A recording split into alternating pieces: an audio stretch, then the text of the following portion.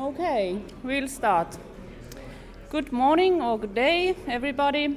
My name is Saija Kolinen and I come from Finnish Environment Institute. I'm a senior research scientist there and I'm the timekeeper today.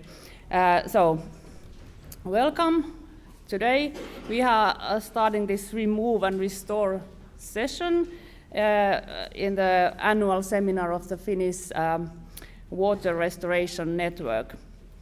My warm welcome to Jyväskylä, all of you, and then under the on the screens, or the other side behind the screens, we are streaming this to YouTube, and I'm really hoping that you can comment and question also in the YouTube chat channel, so some kind of interaction also from the other side. And we are trying to pick them up, the questions from the chat channel. We are having a great day today ahead of us and a lot of talks. And it's my pleasure to start with the really large-scale measures from Danube. And I'm pleased to welcome Ivana Konvarka from the Global Water Partnership Central and Eastern Europe from Croatia. Welcome.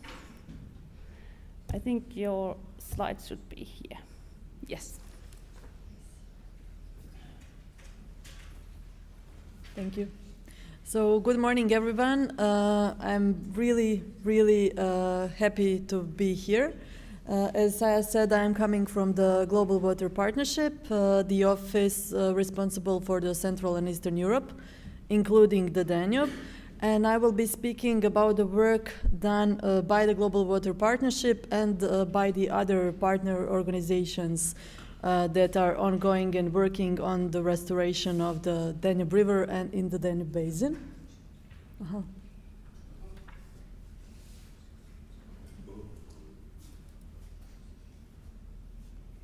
Okay, we will wait a bit.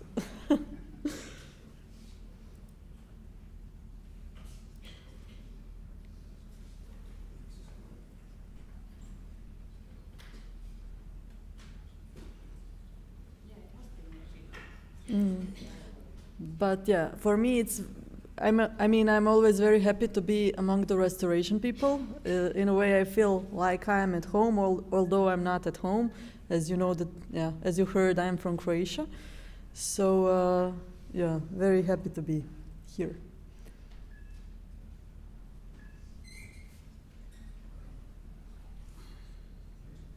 Yeah, and technical problems. That's always normal with me, just that you know. I have this energy, I think, like, I destroy everything in regard to techniques.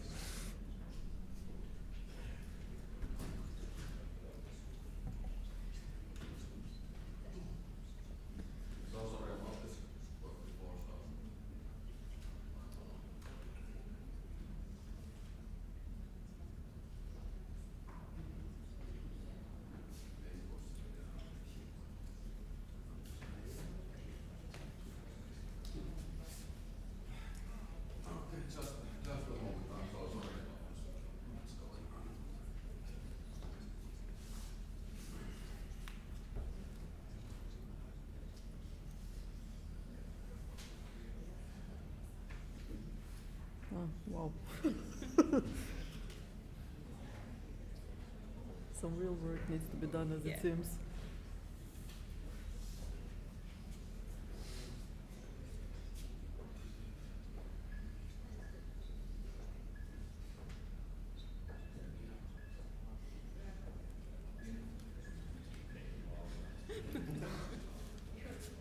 People are leaving.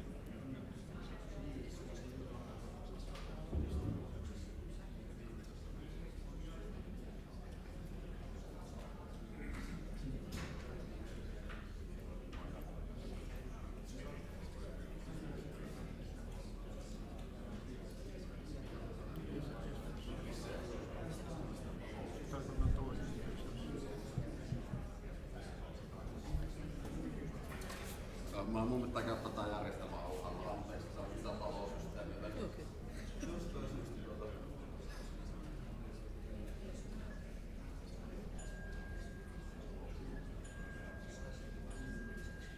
Pahoittelut tästä, ihan minuutti menee, pitää käyttää tuo järjestelmä alhaalla. Meillä toimii systeemi.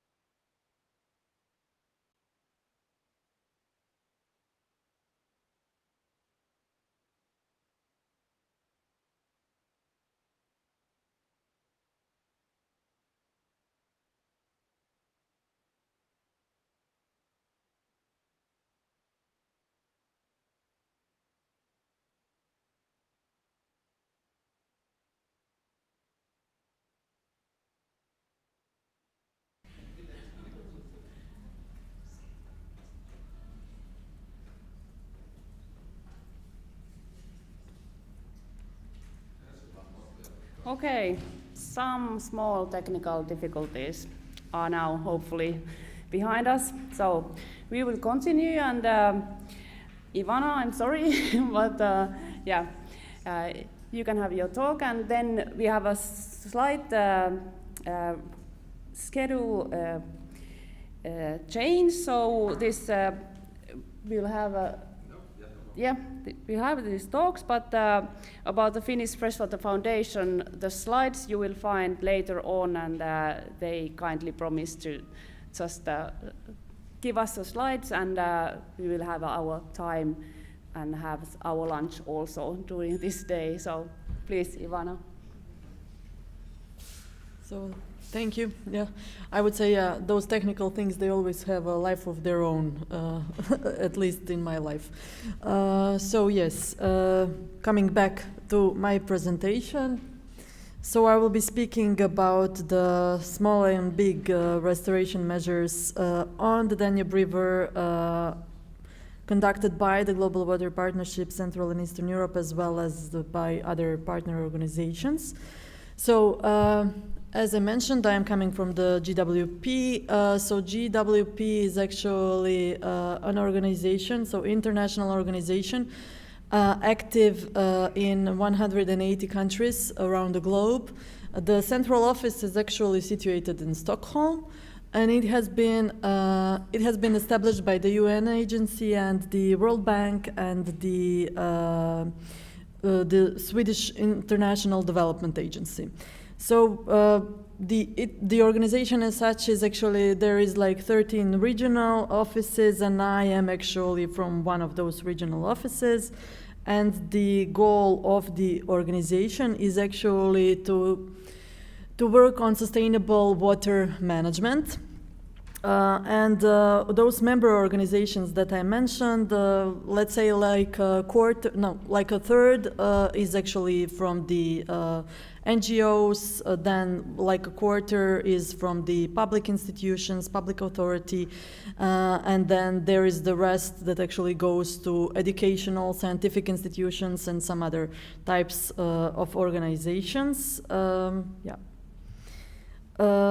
I'm coming from the Central and Eastern Europe, therefore I will be speaking about the Danube, and our office is covering the Baltic and the Danube river basin. In regards to, so we have established last year actually this platform, the Integrated Water Resources Management Platform, which is, I would like you to, take this as a take-home assignment if you would like to connect, because this is like an amazing platform actually where all the water management people are connecting on the global level. It's being brought up, but a very, very useful tool, I would say. There is multiple actually studies that you can find there, and a different source of resources.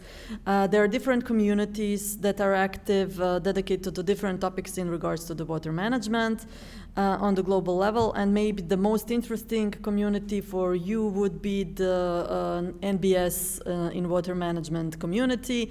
Here, for now, it's more active in regards to the wastewater treatment and water purification, and to some extent to the river restoration, but to the smaller extent. But yeah, it could be also very useful for you to check it out for sure. Organization as such is actually quite dedicated so to this integrated water resources management and to drought resources program. And we are quite focused on droughts in our office, for example, in the Danube Basin.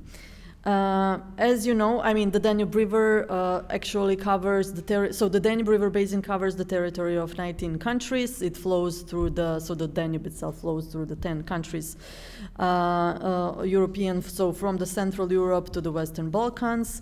And it covers actually the territory of, so it can summarize, for example, Finland and Sweden in regards to the size, and the International Commission for the Protection of the Danube River is joining all the governments working in this area, and it's like a very, very important international organization for the collaboration in the Danube River, working towards more sustainable management and setting out the guidelines how to have the sustainable navigation and sustainable different sorts of actually sustainable water management. Yes, so in regards, just to add about the ICPDR, so it works, on water resources, on the groundwater and the surface water, and it connects different stakeholders, and then the Global Water Partnership is also the observer, for example, of the ICPDR.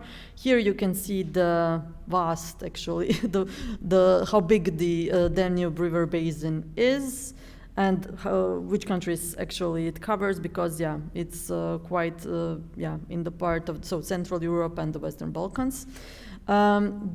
The Global Water Partnership is working, so as an organization we are more dedicated to connect all the organizations and to work towards sustainable water management. So this is sort of our mission that we have, and we are also implementing different sorts of projects as well.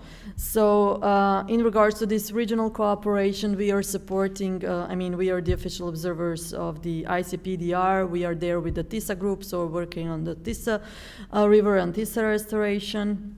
The Sava Commission observer, so Sava is one of the biggest tributaries of the Danube, then the observer to the European Center for the River Restoration, and as well members of the advisory group of the Open Rivers program.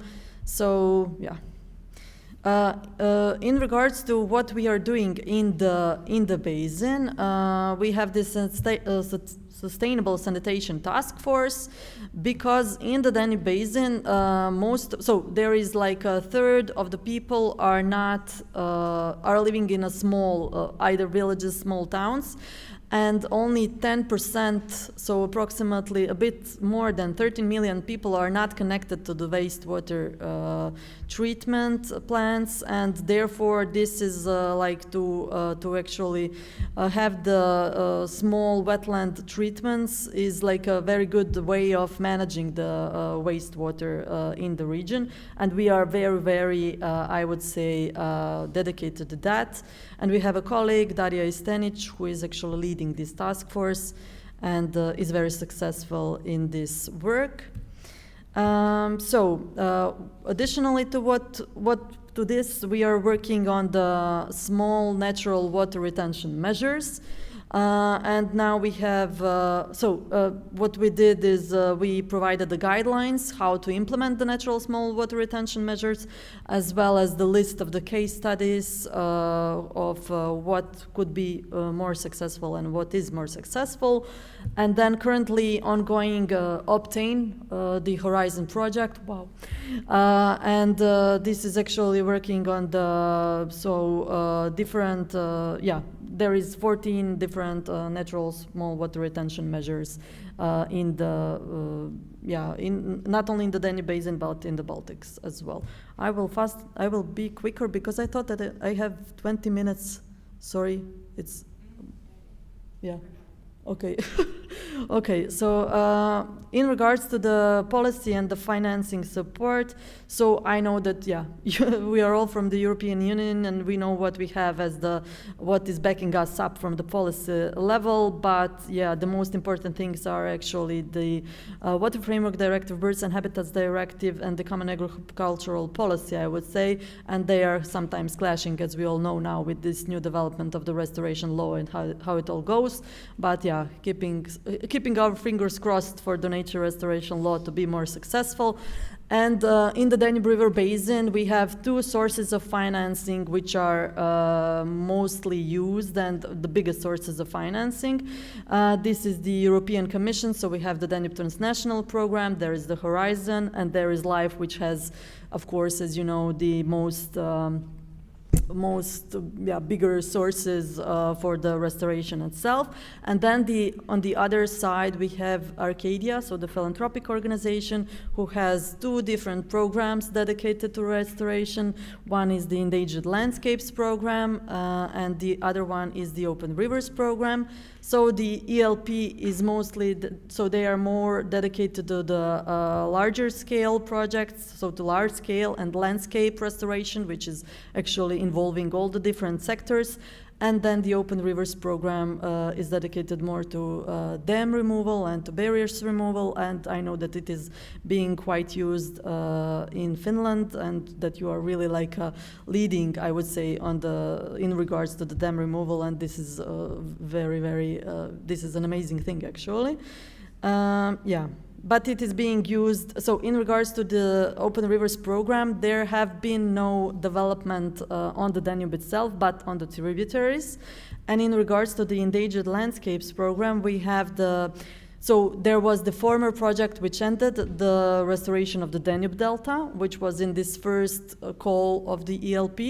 And now the second one, which is now, so it's currently ongoing and started in December, is the one which is being implemented in the first world's 5-country biosphere reserve, proclaimed by UNESCO in September 2021. And I'm actually coming from this Mura-Drava Danube. I mean, I used to work on that, and I used to lead on the preparation of this project proposal. So, I mean, it's an amazing, actually, area. And just to add, so since 3 months ago, it's not ongoing still, but in this Mura-Drava Danube, we have the LIFE, which is also approved. So it's a 20 million size project, 20 million euro. And it will really like push the restoration of the Mura-Drava Danube together with this ELP project. So it's a very big amount of money for the 5 years, almost 25 million euros. In regards to the Danube, so one of the most successful projects, I would say, is the Danube Parks. So this is actually a network of the protected areas along the Danube River, and they now have this 4th project which is ongoing, 4th in a row. It's called Wild Islands. It is financed by the LIFE as well. And here we are actually connecting over 900 islands across the Danube, but protecting around 150 of them and restoring approximately 35, if I'm not mistaken. Then we have the lifeboat for sturgeons. So the goal of this project is actually to create a floating facility as a breeding station for sterlets. So the sturgeon species, which are a short migratory species, and they are living upstream on the Danube. Since the Iron Gates, so the dam was built, other species are not living upstream. Other sturgeon species, of course, and then except the old ones who are left there since the Iron Gates were built. And then we have the Dynamic Lifelines Danube. So this is a project very dedicated to the restoration. Then the Danube sediment, which actually established the base for the sediment management and how it should be managed, because we have like big dams like the Kapchikova Dam and then the Iron Gates 1 and 2 on the Danube. And as you know, it's a navigation route. So in regards to the sediment management, some kind of more balanced sediment management should be implemented, and this project provided actually like the basis. And then the Danube floodplain, for example, which is working quite extensively on the restoration itself. So in total, all these projects that are listed here are 55 million euros. For example, so quite large scale, I would say. And then we have the VPAS. So the VPAS and VPAS 2, currently under implementation, there is the VPAS 2, project, and we had also the measures. Those are the projects dedicated towards sturgeon species. The VPAS itself, so the goal of this project is actually to design the fish pass on the Danube River on these Iron Gates 1 and 2 dams. And to actually to calculate how big of the cost that would be, because it's assumed that it could be up to 300 million euros since the last previous calculations were. So it's quite of a daunting task, I would say, a daunting sum, because this is a very big dam, and it's quite problematic because it's in a canyon. So between Romania and Serbia. And it's big efforts are being put into this to do it. So I think it will be successful in the end, but it just takes time because it has never been done globally, this kind of project. And then to actually begin to finalize with the presentation, we have the Danube for All project, which is currently ongoing, being financed by the Horizon, and it is actually a project that connects all that has been done so far. So it has quite a good name, and the goal of the project itself is just to say that it connects actually 48 partners and associated partners for different types of organizations, being it scientific, NGOs, and governmental. The project lead is BOKU, so the University from Vienna. And the GWP, for example, leads on the stakeholder engagement and communication. And the goal of this project is to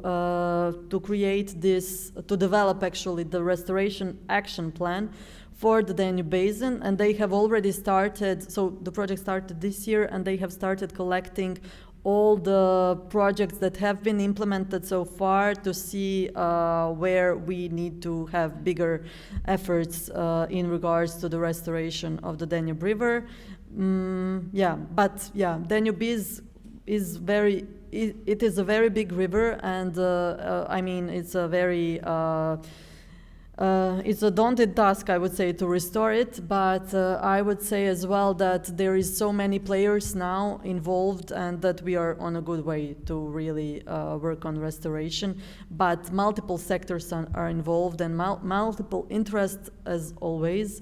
So from the navigation, and from the agriculture, and from the forestry, and from the water management, from the nature conservation.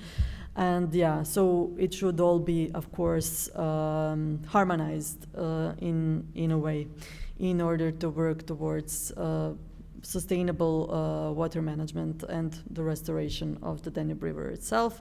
And that would be it from my side, actually. So I tried to be a bit quicker, so hopefully it worked. And thank you very much for your attention. If you have any questions, of course, feel free to ask now or afterwards. And so in regards to the restoration, so I am the Global Water Partnership person, but I have been working on the Mura-Drava Danube restoration for 10 years. So and this is my true love. So so thank you very much.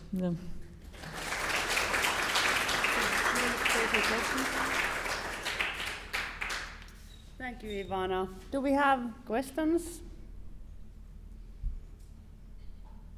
Don't be shy, we have some time, Yeah,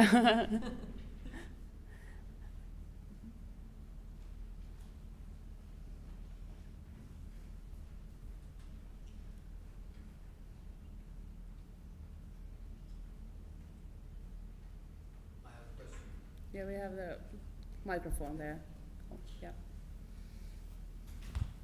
Hello, thank you for a really good presentation. I would just want to ask if there's any Finnish companies or stakeholders that are involved in the Global Water Partnership? Yes, in regards to the Global Water Partnership, the country water partnership is existing in Finland, to my knowledge. Okay, thank you.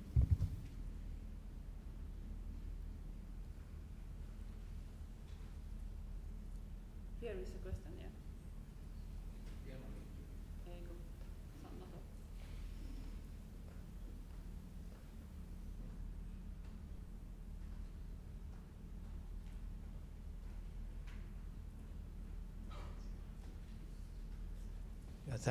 Thank you for your presentation. I would like to ask about the fish passes and fish migration on the Danube, because I've seen some bypass channels in Austria and also in Germany. What will the solutions be for Iron Gate and the sturgeon? Yeah, I mean, they still did not find the solution. So I participated in the Danube Sturgeon Task Force meeting in December, so half a year ago. And they are defining, like, they had like multiple options that are available, that they are stating as available, and different actually scientific. So different scientists are involved into this to define what would be in the end the best approach, because they are, you know, so there is the idea to go through this navigation route, so as one approach, but this is not actually maybe the best approach. Then there is also the idea to put a fish path like through the through the canyon, but it's like a canyon, so you would need to, you know, you would need to put like tunnels, so it's very, very expensive because it's rocks. And it's, to my knowledge, still not decided in which way it will go. But the good thing is that it's really, there is really like an involvement of the ICPDR and of the Danube Sturgeon Task Force, of the EUSDR, so really involved and all the countries are, I mean, the Romania and Serbia are included, so yeah, luckily, I mean, it's quite problematic because in Romania there is like a private organization that's operating the dam. In Serbia it's like more, I mean, it's like governmental operation, but yeah, let's see. The thing is that I mean, the sturgeon species, as you know, they are very specific species. They are very big, so, and this kind of fish path has not been built for now, so difficult.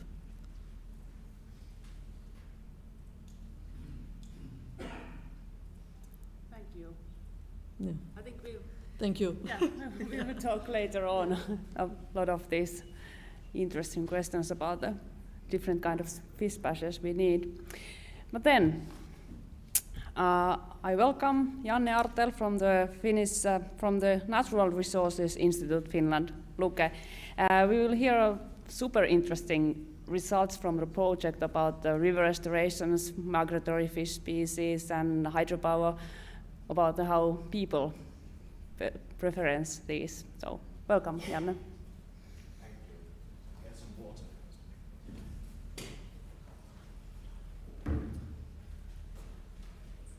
Excellent. Thank you, Saija. It must be that you say that it's interesting because you're also involved in this project. So hello, Janne Artel from Natural Resources Institute Finland. And as Saija already said, I will talk about river restoration preferences in Finland. And this is from a survey that was conducted in 2021, so fairly recent survey results. This is results from a project that is being funded by the Academy of Finland. A long name for friends, it's SOS-Hydro, so it's easier for you to also reference to this part. It's led by the University of Eastern Finland, and it's also taken part by Luke and also Syke. Right, this is a picture that most of you probably know.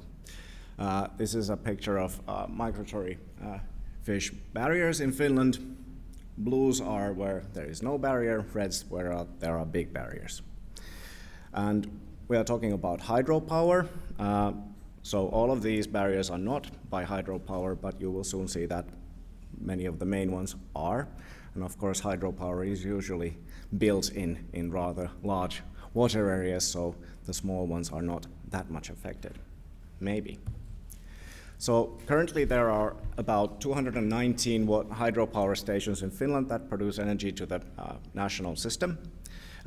They are listed from the smallest to the highest, largest here, so near the zero, the really smallest one, 0.01 megawatts in capacity, and then there's the largest one in Imatra is high up there. So we have a lot of really small hydropower stations. But location is also important, as we can see from the other map. So let's put them in the map and see it this way. The white areas in this map represent areas where 96% of Finnish hydropower is produced. The gray areas are areas where there is hydropower production, but those produce less than 5% of electricity in Finland by hydropower. So maybe there's room to do something with this. We were writing a paper proposing that there are essentially 3 kinds of different hydropower stations. One, there's the large ones, where essentially biodiversity mitigation measures are needed, but electricity is something that still needs to be taken into account because it's important for the nation. I don't know about the others, but I think that your volume of microphone should be Aha, higher. I can speak louder. I mean, it's just, I don't know. Yep, I will Sounds, slow down and make myself louder. That's, but I think they should manage. yep, excellent.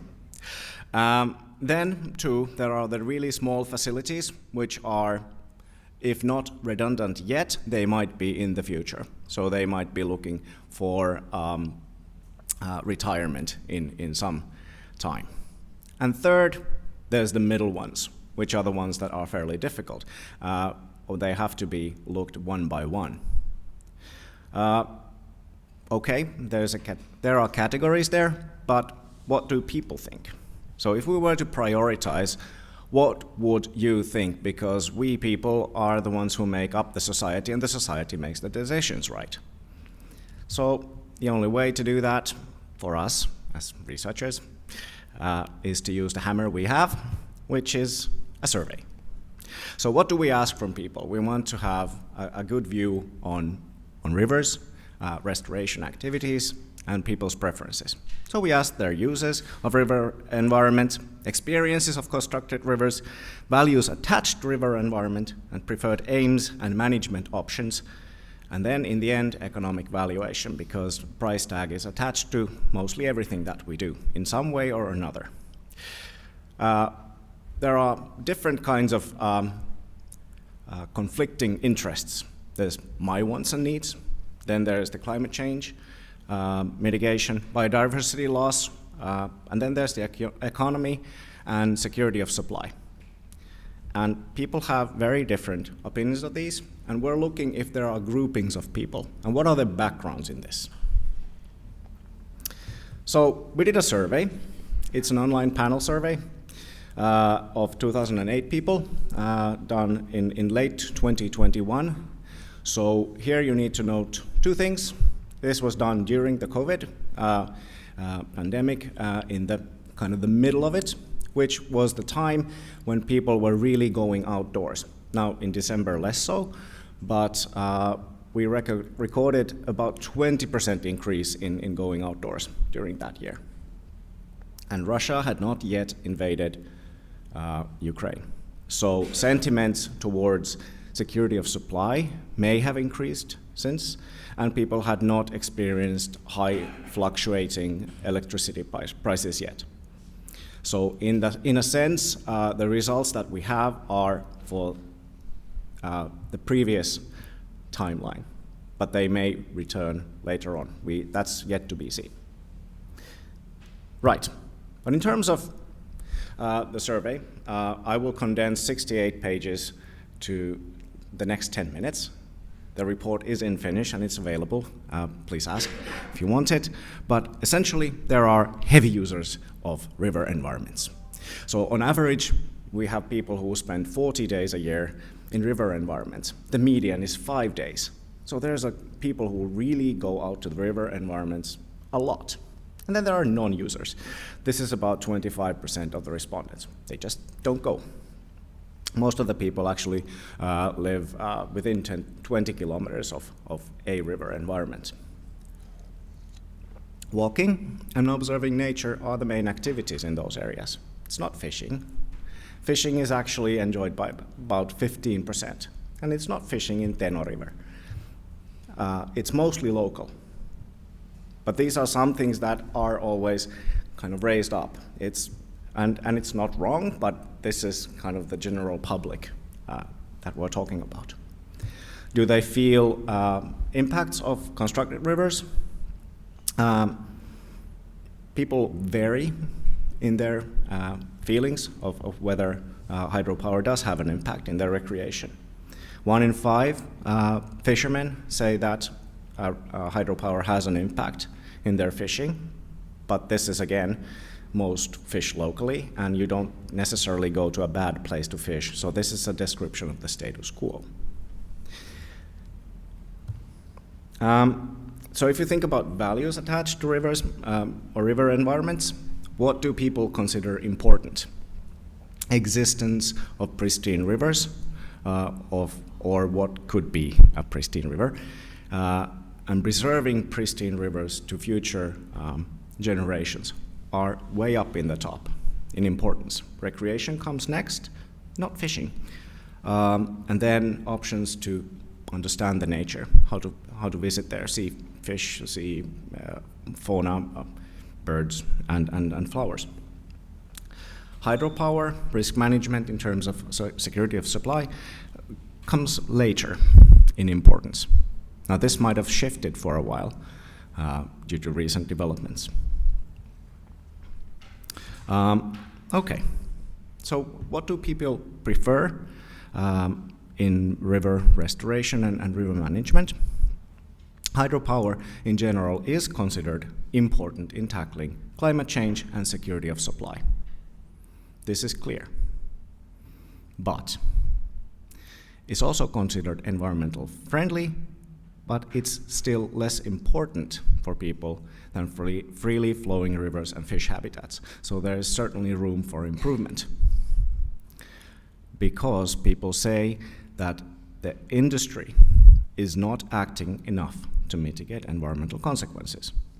People demand actions before payments, but they do think that fishways and stocking are okay. That's something that has gone through to people, that these are ways to mitigate the actions. They might not know about other options. There is support in doing electricity production in predominantly large river areas instead of the small ones. And they think that ecological compensation that is done afterwards, which is we usually look at it beforehand, but in the case of hydropower it's not possible. It could be an option, but there are several limitations to it. I will not go to them now, but you can ask me later. Essentially, people do not feel that they know a lot about hydropower or river environment. They get a feeling of it, but they don't feel very confident about that. So talk is cheap. What if you had to make an option? I mean, you can say, well, everything is important. So let's make people make choices.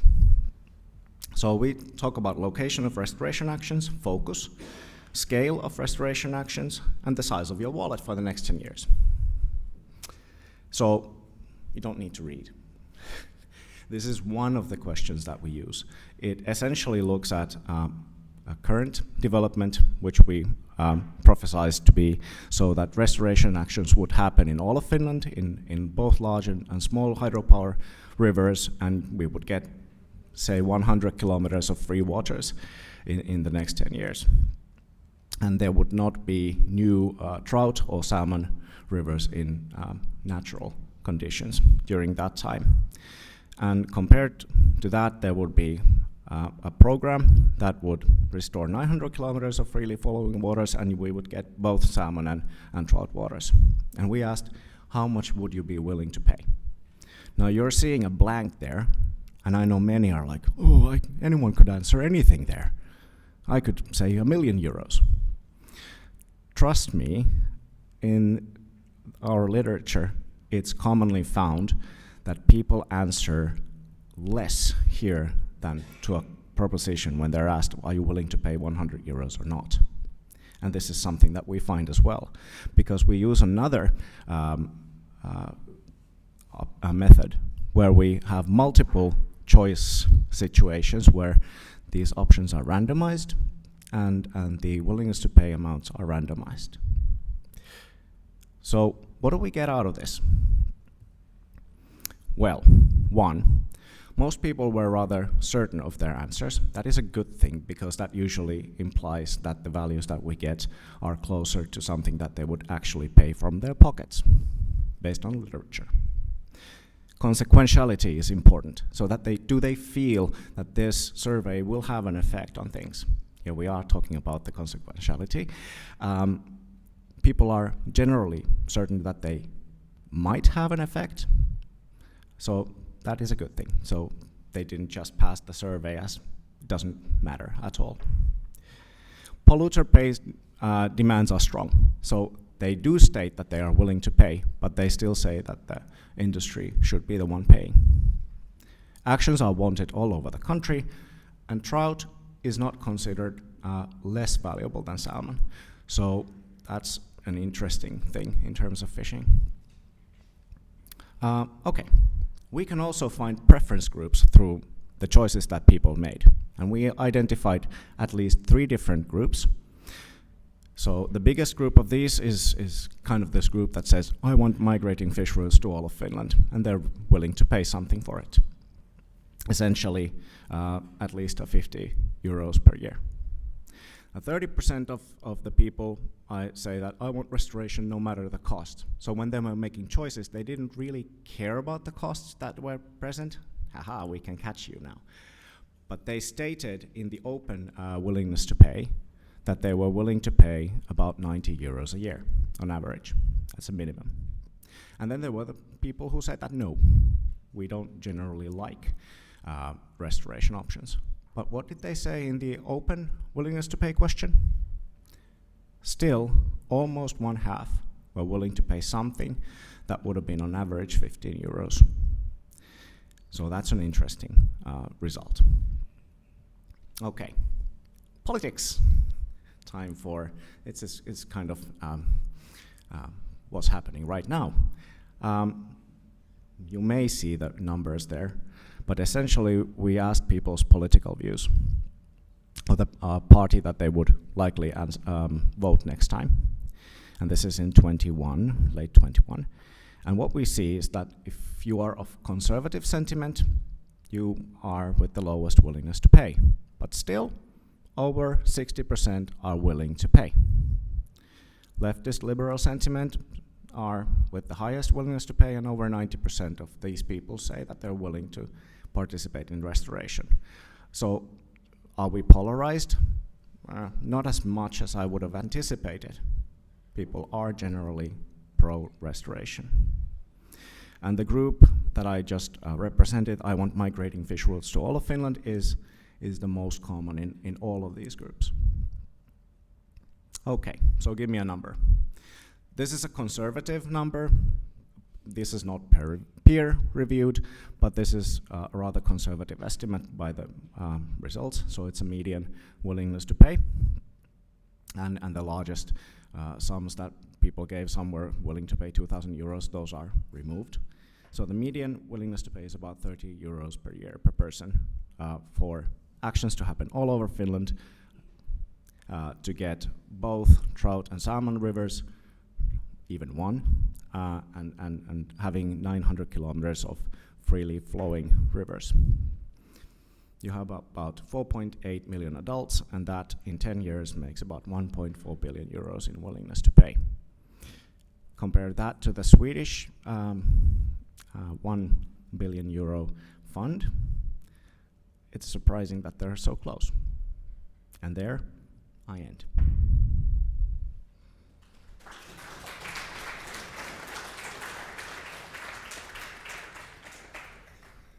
Thank you, Janne.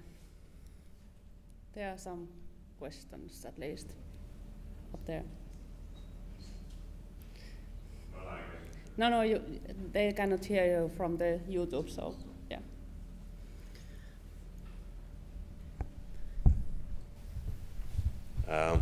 Thank you for this quite interesting presentation. But I have 2 questions about the feasibility of monetary valuation.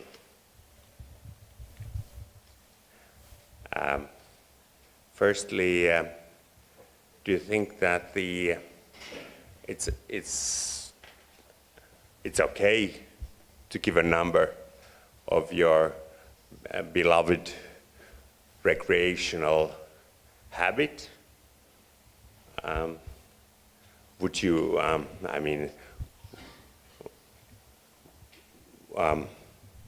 would you accept $1 million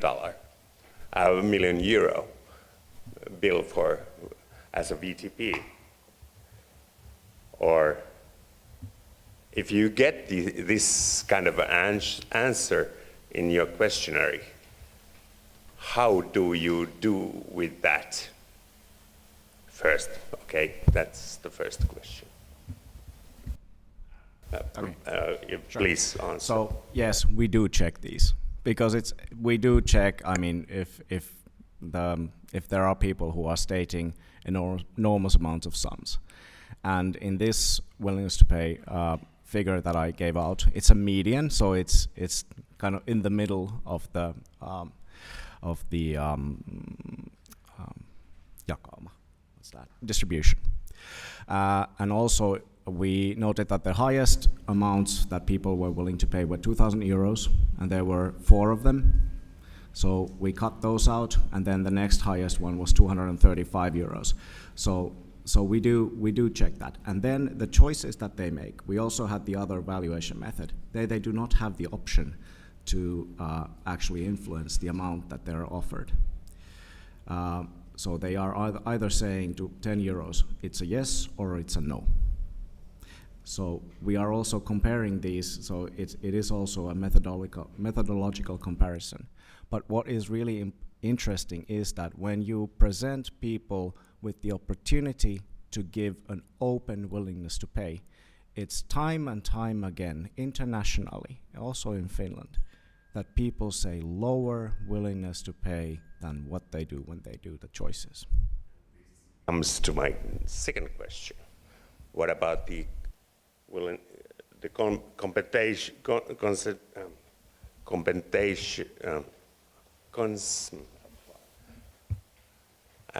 the willingness to pay and what is this? Compensatio accepted. Compensation accepted. Right. How do you? We don't go there because that is. Yes. Yeah. Okay. Well, you don't go there, Yeah. and I understand why you don't go there, because it's economically. It should be the same, right? But it's not. No, not necessarily. It's not the same because. It is. No. Because there you also have the possibility that you do not have any bounds. And in this case, what would be the willingness to accept for? Because the situation already is as is. So you're having a situation where you're being improved. So you should ask this in a way that would state that, well, if the environment was, we had the opportunity to improve the riverine nature to an excellent status, but we didn't. We took it away. How much would you be willing to accept as a compensation? That in itself is a very difficult process for people to understand. But basically, in the economic theory, The same. And theory and empirics are linked, but they're not the same. To the VTP and not to VTA. Yeah, we can debate that.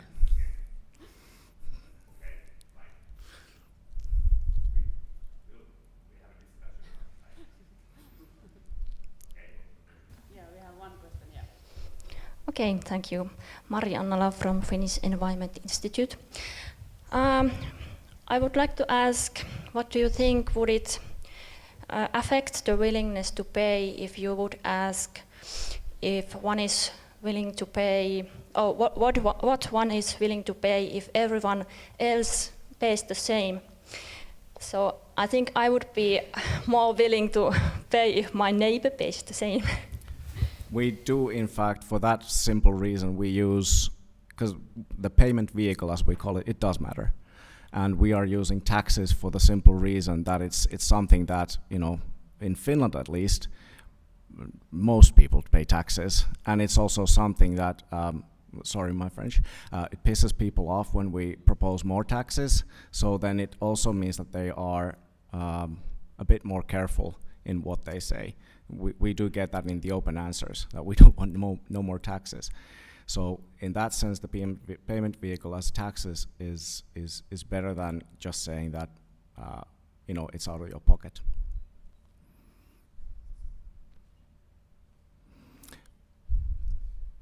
Yep. Thank you. I think we would have a lot of questions to Janne, but we'll need to go further. But thank you a lot. Well, as always, we are comparing ourselves to Sweden, and next one is something like that. I don't think we go to Eurovision Song Contest with this talk, but we talk about the national water restoration plans in Sweden, and it will be really interesting to hear what is the situation in Sweden. So welcome, Kristina Lindhagen from the Swedish Agency for Marine and Water Management, or Havs- och vattenmyndigheten. Välkommen.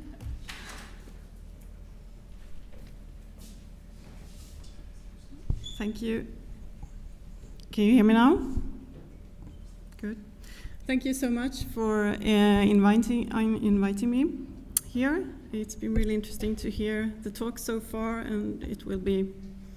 I look forward to hear the rest later today.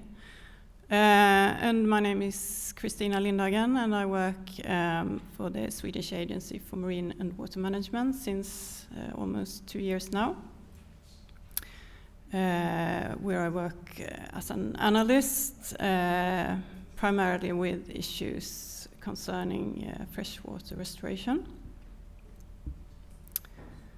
And the Swedish Agency for Marine and Water Management is a fairly new, young agency. It was founded 2011, so it's only 12 years old. And it's the responsible government agency tasked to protect, restore, and ensure a sustainable use of freshwater resources and seas, including fisheries management. And we have an operational strategy that sets out overarching goals for our activities over a 3-year period. The goals are based on our mission and responsibility, which follow from the official ordinance of the statutes and policy. And we work with. We are a central government expert agency and work with guidance documents, regulations. We participate in court cases to develop case law.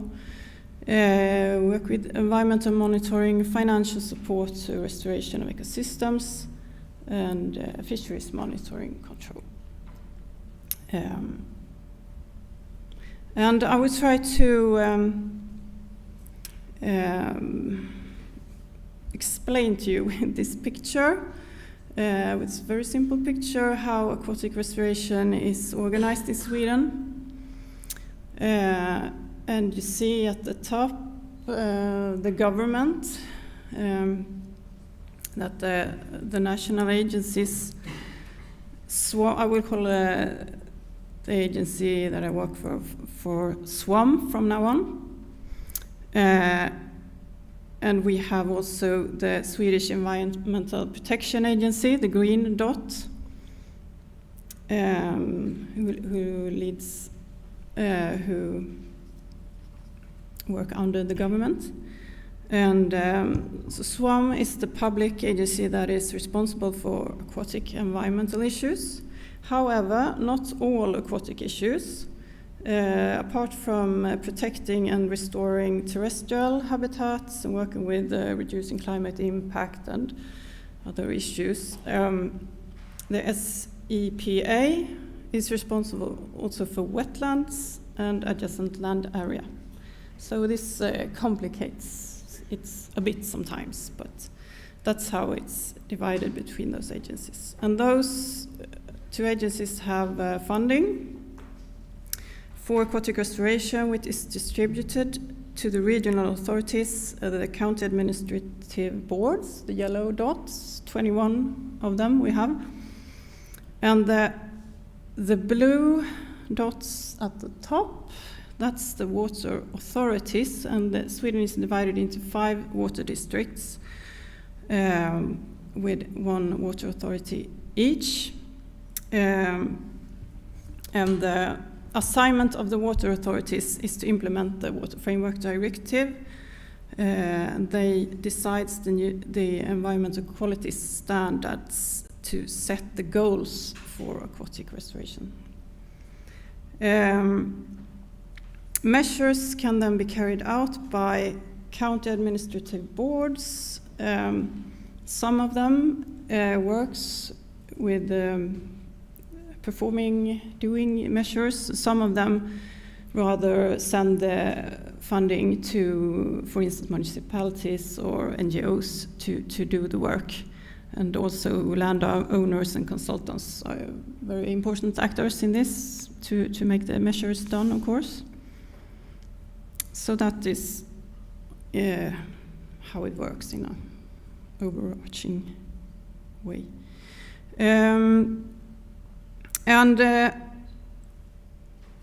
It's maybe the maps have become a bit strange on this, but I hope you can see it anyway. This is maps to show impact on aquatic environments in Sweden. We have about 66% of water bodies in rivers and 47% of water bodies in lakes do not achieve good ecological status. And the most common reason why rivers do not achieve good status is that they are physically affected. Rivers have been dammed and ditched and straightened, and well, I guess that's quite like most of Europe, but and we also have a lot of hydropower.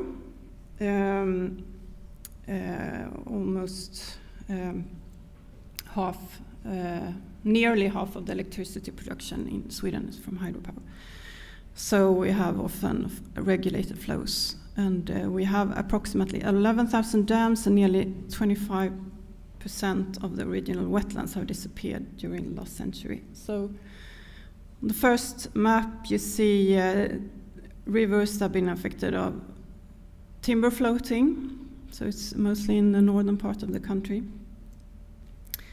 Second map is connectivity, where the blue color is high ecological status. That's the pristine areas in the mountains, and the green is a good status, and the red is poor status. There is a green area there in the middle. That's kind of some miss in the reporting, so it's not supposed to be that green in the middle.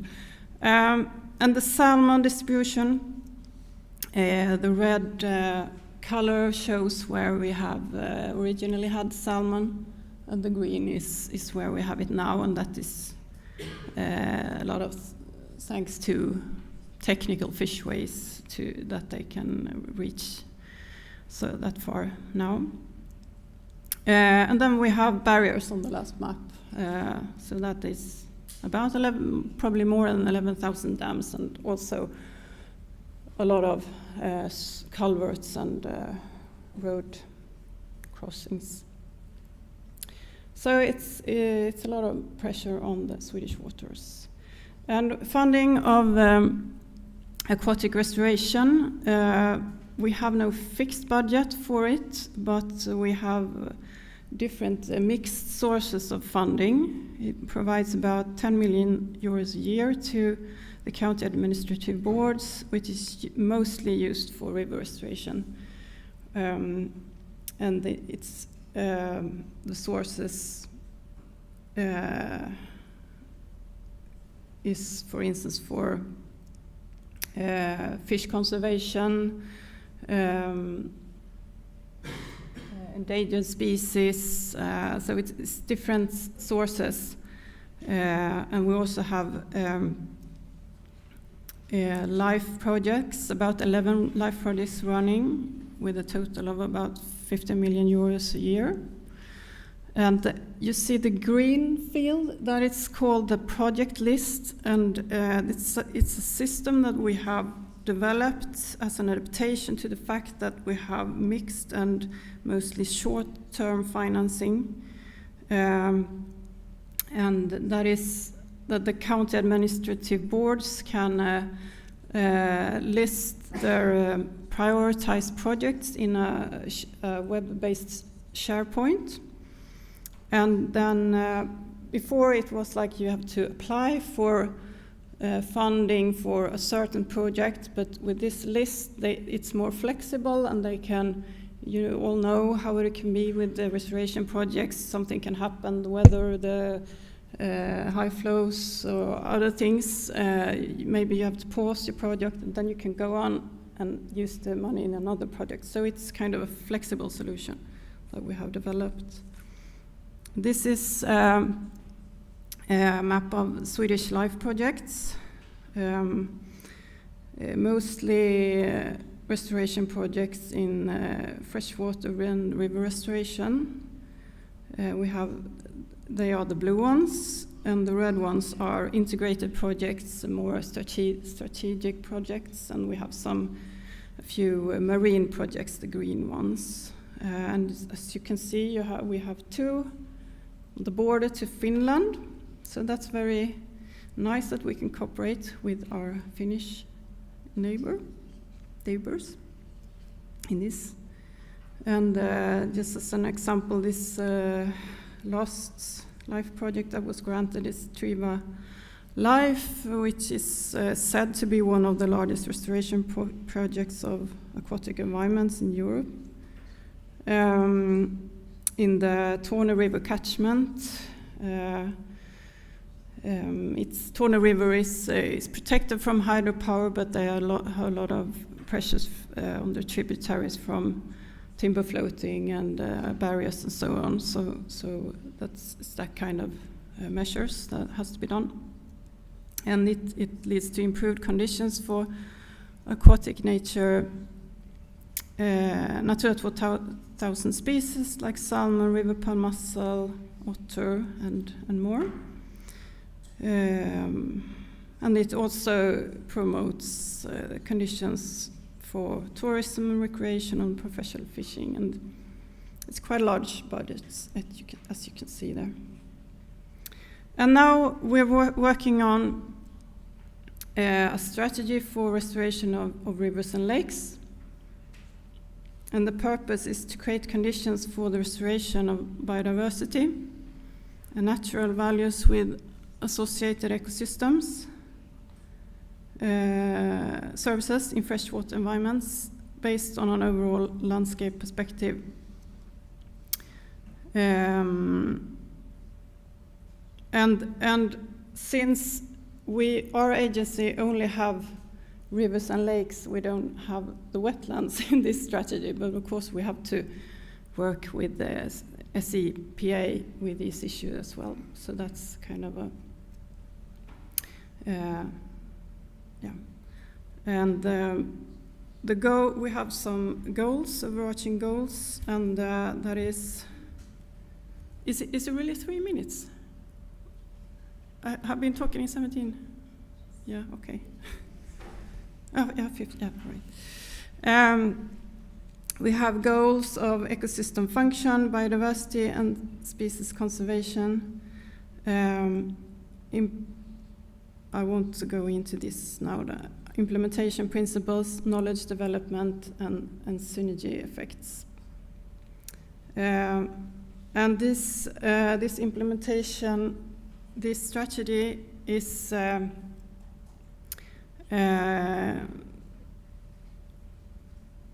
lying in implementation framework for measures that is divided in 3 legs: guidance, the practical process, and follow-up. So the guidance is the strategy, legal guidance, and also a node for knowledge that we are trying to build, for instance, the web-based node for knowledge with information about restoration and what you need to be able to perform it. And then we have the process with the national strategies. We've been looking a lot at the biodiversity strategy and that the EU wants the member states to have national strategies for restoration, and then we want them to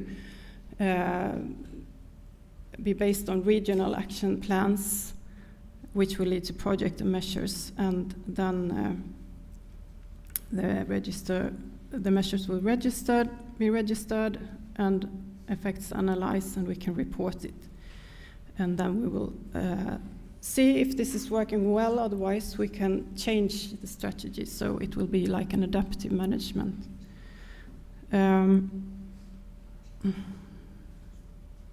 And we have some guiding principles. We have a clear link to the implementation of the biodiversity strategy. We try to implement things from there to the strategy. We're using Society for Ecological Restoration system for ecological SCR system for ecologic restoration. And before it's been common with more local planning of measures, but we want more landscape catchment level when we plan restoration measures. It's supposed to be a long-term strategy, but planned cycle for 6 years that we can evaluate after 6 years. And this figure shows that our aim is to reach a natural state, but of course, often you can't really do it in practice because there are other interests you have to take in consideration. But the aim is to reach a natural state. And then finally, we've been hearing a little about Finnish hydropower now. There's a little about Swedish hydropower. And the red dots are electricity production from hydropower, mainly in the northern Sweden, as you can see. But it's only about 200 hydropower stations producing over 10 megawatts, larger than 10 megawatts, and almost 1,700 producing a very small amount of the electricity production. And we have, since 2019, a new law for revision of hydropower licenses, because we haven't been able to update them otherwise, and the Water Framework Directive demands have been forcing this law to come.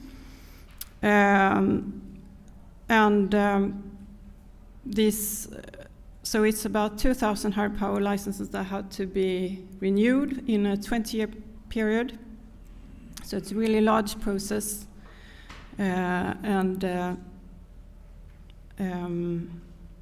typically the environmental court will be assessing need for fish passages downstreams or upstreams and environmental flows in most hydropower plants, but maybe not in the largest. The largest plants will have less measures. But this process has been paused for this year, 2023, because the Swedish government want to have a deeper consequence analysis since the electricity production has been more valued late years, so they want to see more deeply into how this can affect electricity production, but hopefully it will start again in 2024. And the owners of hydropower plants can receive financial grants from the Hydroelectric Environmental Fund, which is the 8th largest hydropower companies in Sweden that have put 1 billion euros into this fund. Yes, I think I'll stop there. Thank you.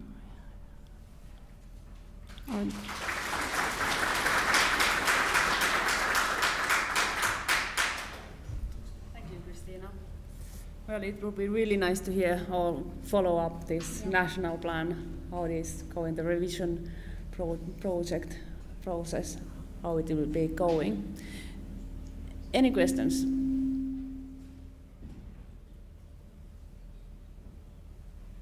Yeah.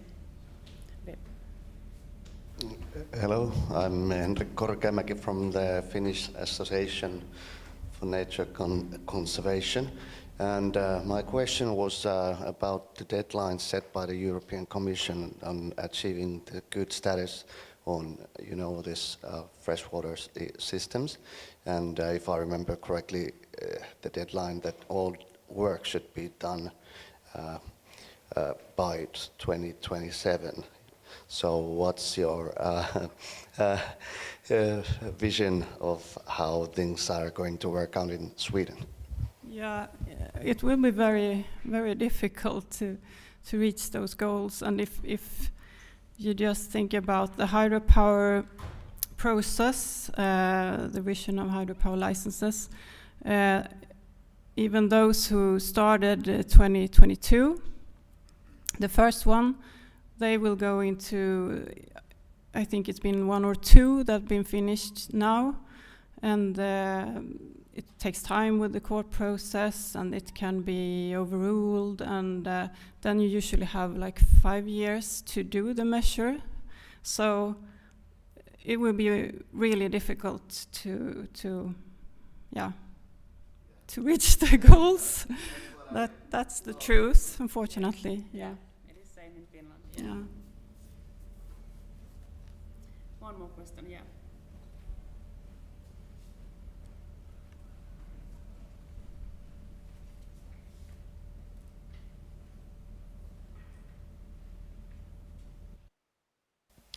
So, Pekka Salminen from Southwest Finland Regional Administration.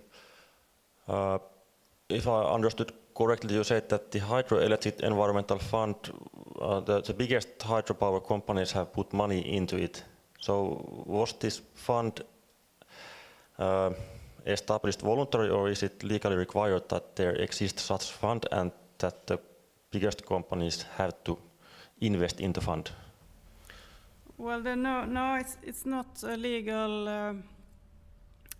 It's like voluntarily, but it was also a tax reduction at the same time for the hydropower companies. So, it was many years of discussion between agencies and NGOs and hydropower companies to reach this agreement, sort of, and so they will have to pay anyway for the measures. So they made this fund to also help the small hydropower owners that often don't have the possibility to pay for themselves. So, well, it was like a voluntary agreement, but at the same time, there was tax reduction for the hydropower companies. Okay, maybe that's something that we'll study more carefully in Finland and copy.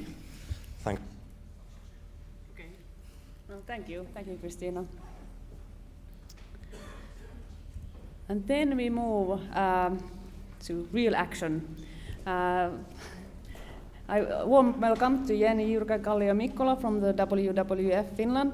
You are wanting actors and you have been really active yourself, so it's really warm welcome. Thank you very much. Yeah, I got an ask to present about small dam removal, and I figured out that that's going to be problematic how to define what is a really small dam. But I wanted to address how much do we actually want to have actors that actually implement these things. And so I tried to ask myself the question, what actually are counted as small dams? Are they the obsolete ones? Are they small and broken ones? Is the low dam height enough to define a small dam? Or just low discharge and small catchment area? And I didn't really find an answer. And then if we think about the Danube, for example, do we really have a large river in Finland at all? So it was not straightforward. Indeed, we have lots of migration obstacles in Finland. We have broken and obsolete ones. We have large hydropower plants and also smaller hydropower plants, as we have heard today, and also lots and lots of culvert structures. So there are lots and lots to do with big and small dams in Finland. This is relatively the same map, a bit different than Janne just showed, showing the migration obstacles in Finland. There are about 5,200 of them, of which 2,000 to 3,000 are obstacles for fish. And about 700 dams are in hydropower use, and of those 219, as Janne pointed out, are connected to the electricity grid. And so majority of the hydropower plants are really insignificant for the electricity production.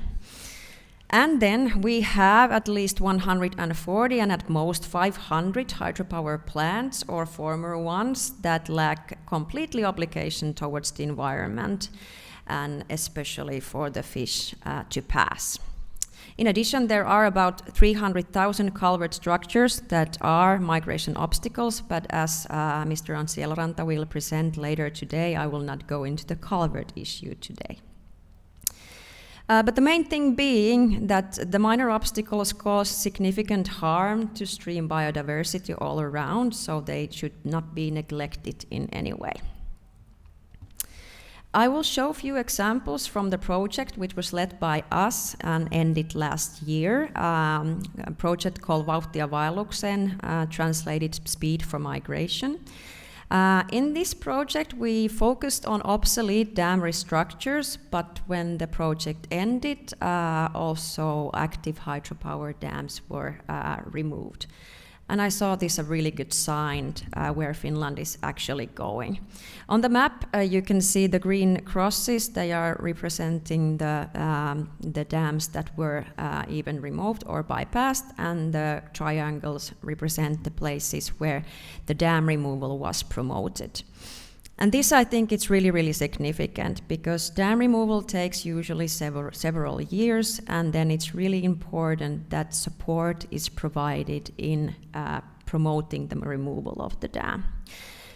In this project, together with other actors, we removed 14 obstacles and promoted the removal of 29.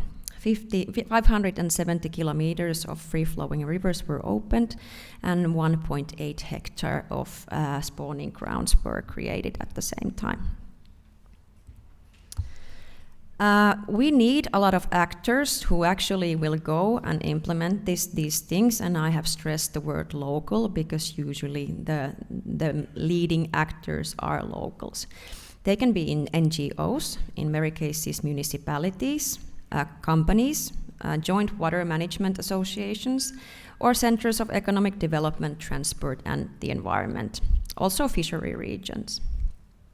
And I think that the locality is really, really important thing in a way, because then it comes to the fact that the main actor has dedication and ownership of the project even after the dam has been removed. Well, like said, dam removal from start to finish is really very rarely done by one actor on their own, and cooperation is very much needed, and I would even say that this will lead to better results in many cases. The leading actor may have a good motivation to go through with the process, but they may need some kind of support. It may be financial, or the know-how how to actually go through with the dam removal process. That may not be a clear thing. Also encouragement for the small actors, and sometimes they also need some speeding up to keep up the pace in the process.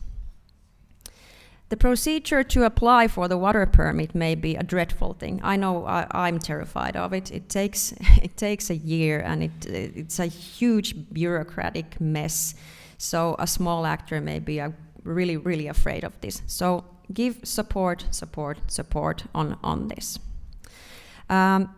From our perspective, it's really important also to engage all the relevant actors right in the start to the dam removal process. It will become very, very difficult if you have not included them in the first place. And also include the National Heritage Agency at the very first step every time you want to remove a dam where there are some historical values, and they may have something to say to that. Money may not be the most important thing in the world, but it does help dam removal. Construction work usually requires a lot of funds, and as the dam removal takes several years from planning to implementation, it's really important that we have long-lasting funding. We have lots and lots of dam removal in the pipeline in Finland that are in planning phase, for example, right as we speak, and they will then require money for the actual construction. So in that sense, the NOSO funding led by the Ministry of Agriculture and Forestry has been a really good instrument, and we are keeping our fingers crossed that this will continue in the next governmental program. We can't trust only in governmental funding. It's really important to lure also in the private funding, which will be, I think, very crucial now in the future and for the next few years. But I would also stress that project funding that enables projects to take part in several dam removal are also important. When we talk about money, I think it needs to be said that we never ever pour money into the lake or into the stream, but that benefits the economy straight away. Do planning, construction, and monitoring. So it doesn't just the money end into the water. Okay, some examples by the removed or bypassed structures which were done in our project. Here are some before and after pictures of dams that I do consider to be relatively small. Some of these have been led by centers of economic development, transport, and the environment, some municipalities, and some by us. Not every time you can remove the dam and then bypass structure is good enough and an option. This example was led by Kirkkonummi municipality, and the dam could not be removed totally, so a bypass structure was developed. There are lots of dam removal or bypass structures in the pipeline. And as we speak, this is example from Broböle Dam in Sipoo, led by the municipality of Sipoo, which is in construction. There has been a bypass that did not work very well during the dry period, so that is now being restored. So a really cool example how municipalities can take part to dam removal. Smaller one in Myllyjoki, in Viitasaari area, where the leading actor is the University of Applied Sciences in Jyväskylä. This is in planning phase, and we're hoping that the planning will go through and the removal sometime soon, within few years.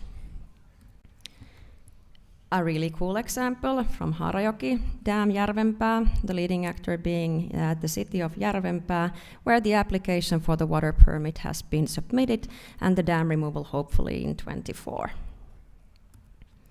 Seinäkoski-Jääm in Joutsa, where the leading actor is fishery region of North Päijänne, and also the application for water permit has been submitted and hopefully the removal in 2024.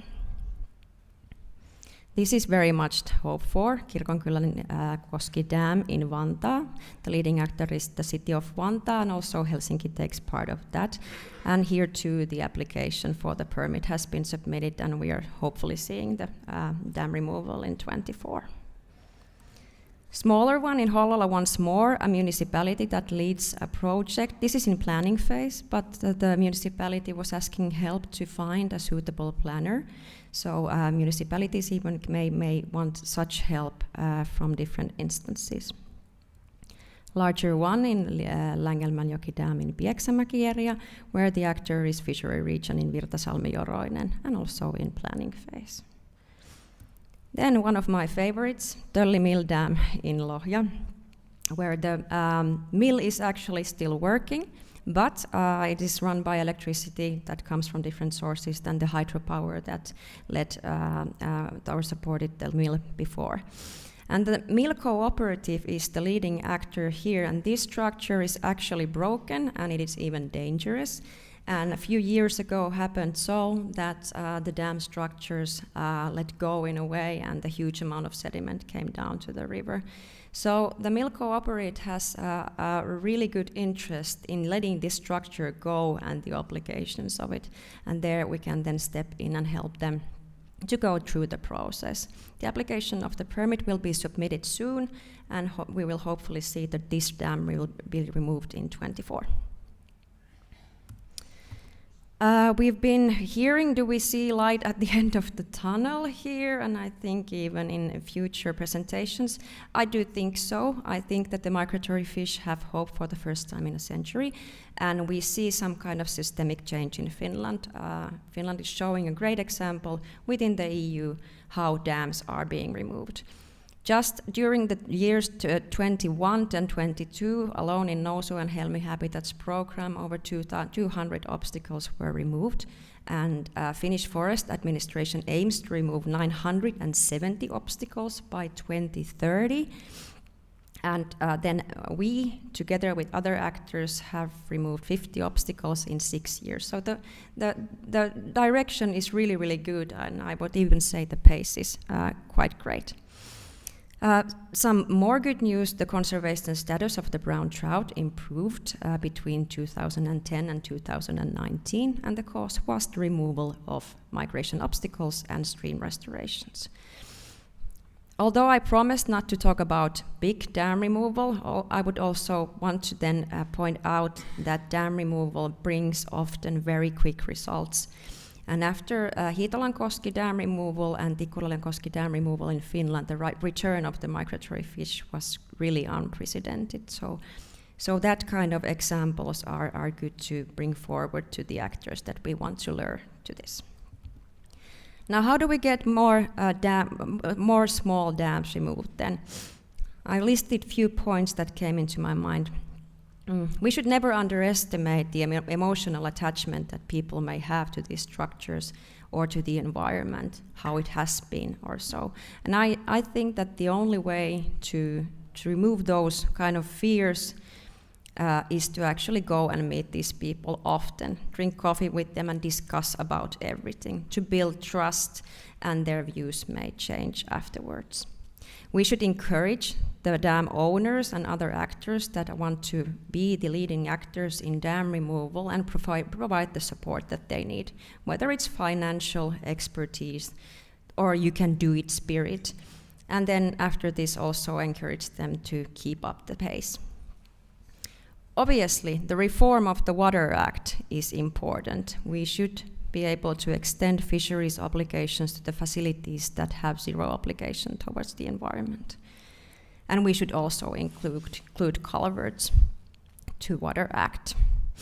And just a thought, wouldn't it be something if less than a meter high dam should not go through the water permit at all, since it very often can be more expensive to go through the water permit than the actual construction costs. So this is just an idea. Could we do something this crazy? Really important is to secure the long-lasting funding for this. So we are really hoping that the next government program will include NOSO funding. And then lastly, to communicate of great examples and results, because that will bring new actors and sites most definitely. I promised not to talk about big dam removals, but I couldn't help myself to put these two photos in the end of the presentation of this ugly-ass structure on the left and the huge amount of a rapid area that was created after that, just because one local actor was very much enthusiastic and active. Thank you.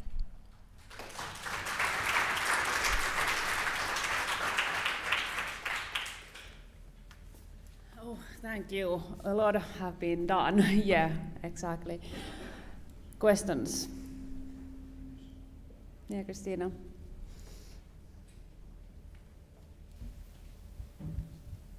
Hi. Why do you think Finland has been so successful in dam removal compared to other countries? Well, I know that Finland is not the only country in Europe. For example, Spain does a lot of dam removal. I think that it's a kind of process that just ended to the fact that since all of our migratory species are endangered, and we knew that this is the silver bullet of helping, then things got going on, and obviously it needed a lot of work from different kind of actors to actually get it done. But it was a process.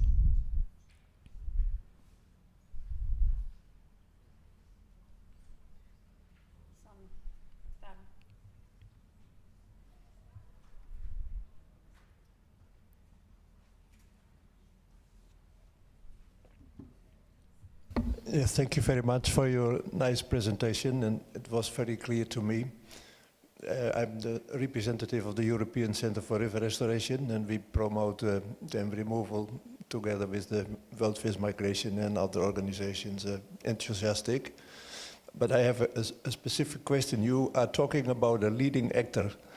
Who should be a leading actor? And would it not be good to select some leading actors all over the country and to professionalize them? Because now you are looking, at least so it is in other countries, every time for another small NGO that needs to develop to remove a dam. So is there something new or something in between that could be developed and demonstrated here in Finland? Is my question clear to you? Well, considering the amount of dams that we have, and also the fact that some local agents may have huge motivation to really get that structure out, then I would see that it's really beneficial to support these actors rather than kind of bring other actors, like governmental actors, somewhere else to do that. Because, like I said, when you're a local actor and you get the whole process done by yourself, it's not easy or short process, but then you're dedicated to the place more, and you take care of it more. So I see the benefits of the locality here. So you're looking for a combination? Yes. Yes, indeed.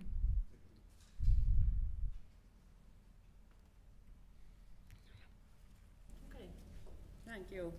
And Ian, you will be here to talk about more today. Yes, yes.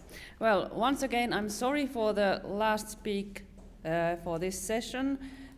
You will hear about, you can hear about this from Heli and Auri and Lisa later on, and you will get the presentation. So I'm sorry about the schedule for this, but we'll go with this now, and we'll have a lunch break, and we'll continue on 20 to 1. Yes, we'll be back here. Thank you.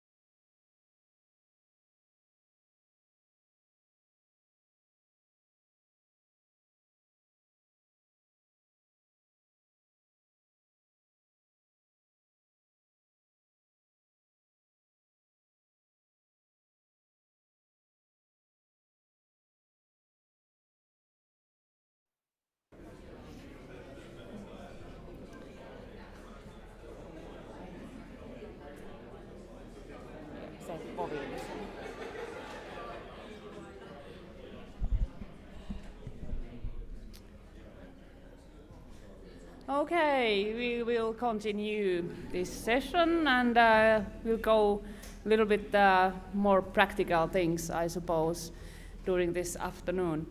Well, first I welcome Dr. Antti Eloranta, not Mr. Anssi Eloranta, like the younger one, Eloranta. And we will talk about environmental problems with the road, river crossings, road culverts. So welcome. Thank you, Saija, and hello, everyone. So my name is Antti Eloranta. I'm an academic research fellow at the University of Jyväskylä. Actually, my research group is investigating salmonid fish populations and food webs in subarctic and alpine lakes. So my main research hasn't been focusing on culverts, but still, it's something that I really like to talk about, and we have some student projects focusing on these issues. So I'm happy to give you a few words about the environmental problems associated with road river crossing structures. So small streams and migration barriers. First of all, the small streams, they are very valuable ecosystems. They create a special microclimate so that there are unique plant and animal species living on land, close to streams, but also in the aquatic habitat in themselves. There are specific invertebrate taxa, there are salmonid fish, freshwater pearl mussels, otters, etc. So those ecosystems and their biodiversity should be maintained as much as possible. They're also really important for ecosystem functioning.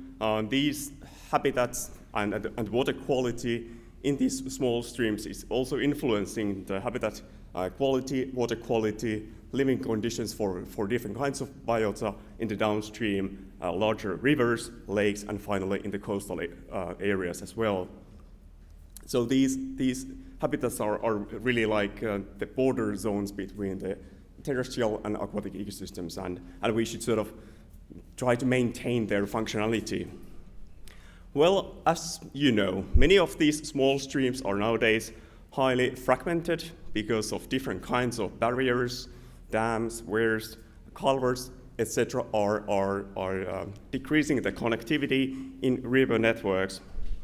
But we do have national and international environmental agreements and projects which are sort of forcing us to take care of these ecosystems, and they have also increased our awareness of the problems that we have in the small streams. And also the public have sort of realized the importance of these ecosystems, and they're also concerned about the status of migratory fish populations, for example.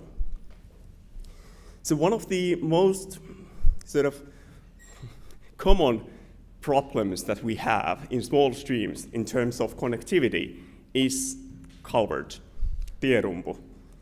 Many of those are actually blocking the migrations of animals, not only fish, but also, for example, invertebrates, to the upstream areas. So they are really a major environmental problem. And my uncle Anssi Eloranta and I had this pilot project here in central Finland 15 years ago or so, and we studied over 2,000 road river crossings in central Finland, and of which about 85% were culverts.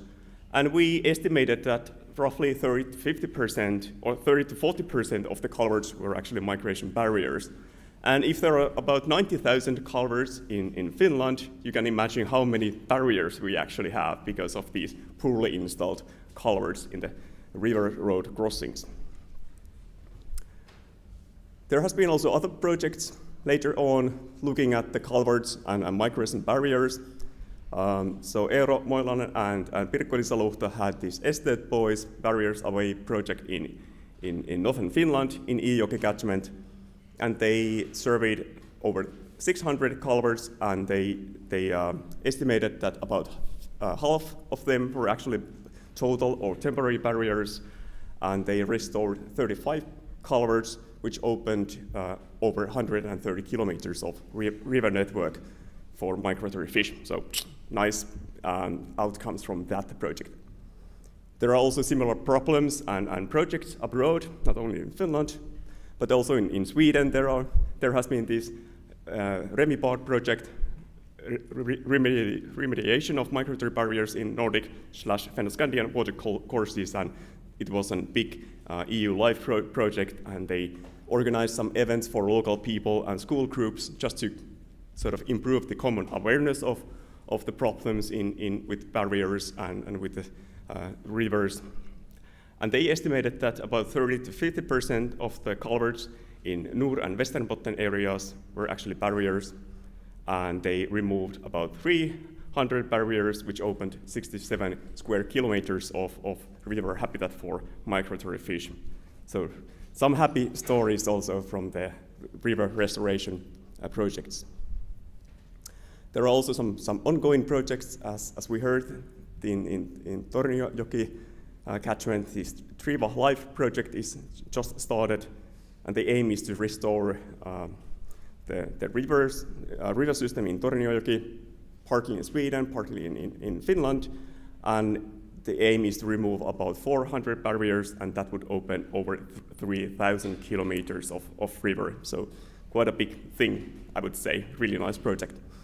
And here in Finland, we have Rumpuesteet Pois Culvert Barriers Away project, which is sort of organizing information events for road maintainers so that they actually know what kind of issues there might be if the culvert is installed in a poor way. So they're sort of, we try to increase the awareness of people about these problems that they can create when maintaining or building new roads. So now I will give a few examples of the common problems associated with these culverts. And one of the most common ones is the drop or fall at the culvert outlet, that it's installed way too high up from the natural riverbed, so that you can imagine how difficult it is actually for a fish to get inside the culvert and then swim through, because it can be over 1 meter above the stream bed. And there can be also some barriers at the culvert outlet. These woody structures or stones have been usually installed just to prevent scoring effect of the downstream fall, but they also create barriers. It's more difficult, for example, for a fish to get inside the culvert if there is something right underneath the culvert. There can be also all kinds of trash at the culvert mouths, which are preventing the access of fish or some other animals inside the culverts. And you can imagine how, for example, 2 meter wide stream is squeezed in half meter wide pipe, or culvert, so the water velocity increases inside the culvert, and this high water velocity can in itself be a barrier for fish migrations, that they are just not strong enough swimmers to go through the culvert to the upstream areas. The culverts can also cause some hydrological problems and increase erosion in the upstream river banks.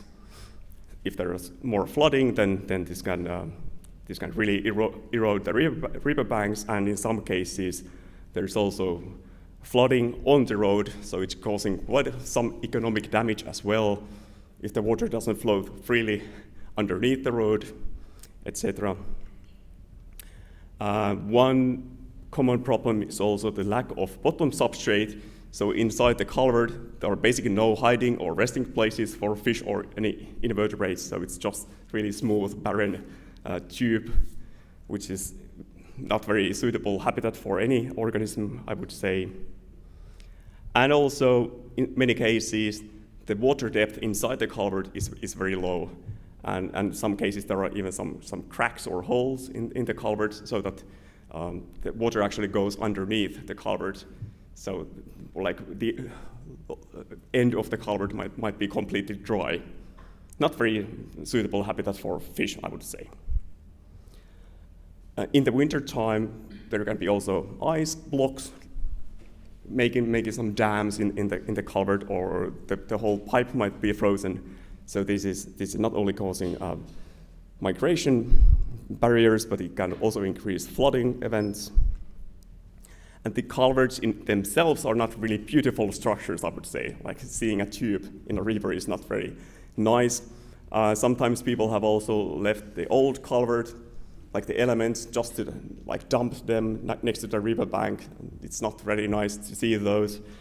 And also it's quite common to cut all the trees or bushes close to the roads or riverbanks. Not very beautiful and so on. But then what to do? Which are the first things that we should do when we are thinking about how to fix some of these problems? I think we should first prioritize those water courses and road crossings which are highly important. And for example, river networks where we know that they have some ecological or socio-economic values, such as river systems with migratory fish like salmonid fish populations or freshwater pearl mussel populations or otters, etc. And we should also, when we select a river system, then we should first go and see which are their barriers in the downstream areas of that network. Because fixing the problems in the downstream sites would open up larger river networks for the migratory fish and other animals than fixing something in the headwater streams. Of course, there might be other barriers, not only culverts. There might be also dams, weirs, natural waterfalls, and boulder fields, which may also act as barriers for animal migrations. Then at the culvert site, what kind of mitigation measures we can do? Well, of course, the damaged culverts could be removed, or they could be replaced with the bridges or larger culverts, which in the best case are actually leaving even the sort of natural stream bed untouched. It's also easy in many cases to remove barriers in the culvert mouths. And we should also think about the terrestrial animals. So in the best case, there would be dry paths for under the bridges and inside the big culverts so that animals can safely pass underneath the road and they don't have to go above the road and maybe be killed by a fast driving car. And there are also some ways how we can increase the water depth and decrease the water velocity inside the culvert. For example, by lowering or changing the alignment of the culvert, or we can create pools, especially in the downstream area, by creating this kind of small dams or thresholds, which are sort of increasing the water depth just underneath the culvert, so that actually inside the culvert there is more water and the water velocity is also reduced and it's easier to go in and swim through the culvert. It's also possible to install some baffles or natural bottom substrate inside the culvert so that there's more hiding and resting places for fish and invertebrates, etc. And it's more like a natural flow conditions inside the culvert. Here are some examples of mitigation measures in the Swedish Remivar project. First, a big culvert with the downstream fall was replaced with this kind of arc-shaped culvert, which is then leaving the stream bed more like a natural, and two big culverts with outlet drop were replaced with bridge, and also a small culvert was replaced with a larger one, which was installed deeper in the stream bed, and now it's easier for any fish to swim through. Some ideas for next steps. Well, we should develop the mapping and restoration methods even more. One way to sort of get more information about the locations of barriers and high resolution data of the stream networks is to use remote sensing data, such as LiDAR, laser scanning data. It's also, we know that many people are compiling data of barriers and streams, not only here in Finland, but also elsewhere. I think we should compile the data, like have it all centralized somehow that we can then actually all use it and get the most out of the data. We should also develop some citizen science approaches, some mobile app. So instead of going and changing after Pokemons, we should go and change after barriers. Well, that's partly done by the Amber project and the barrier tracker app, but maybe we should even have our own Finnish version of that, which is easy to use, and people can then report if they see some barriers. And all in all, I think we should sort of develop a really holistic management of river networks and talk with people working in the forestry and agriculture and aquatic sciences, sort of join forces, and this event is great because we are doing exactly that. So thanks for listening, and if you want to see what kind of research we are doing in my research group, you can scan the QR code, and there's also a link to the culvert report written by Anssi and me. So thank you for listening.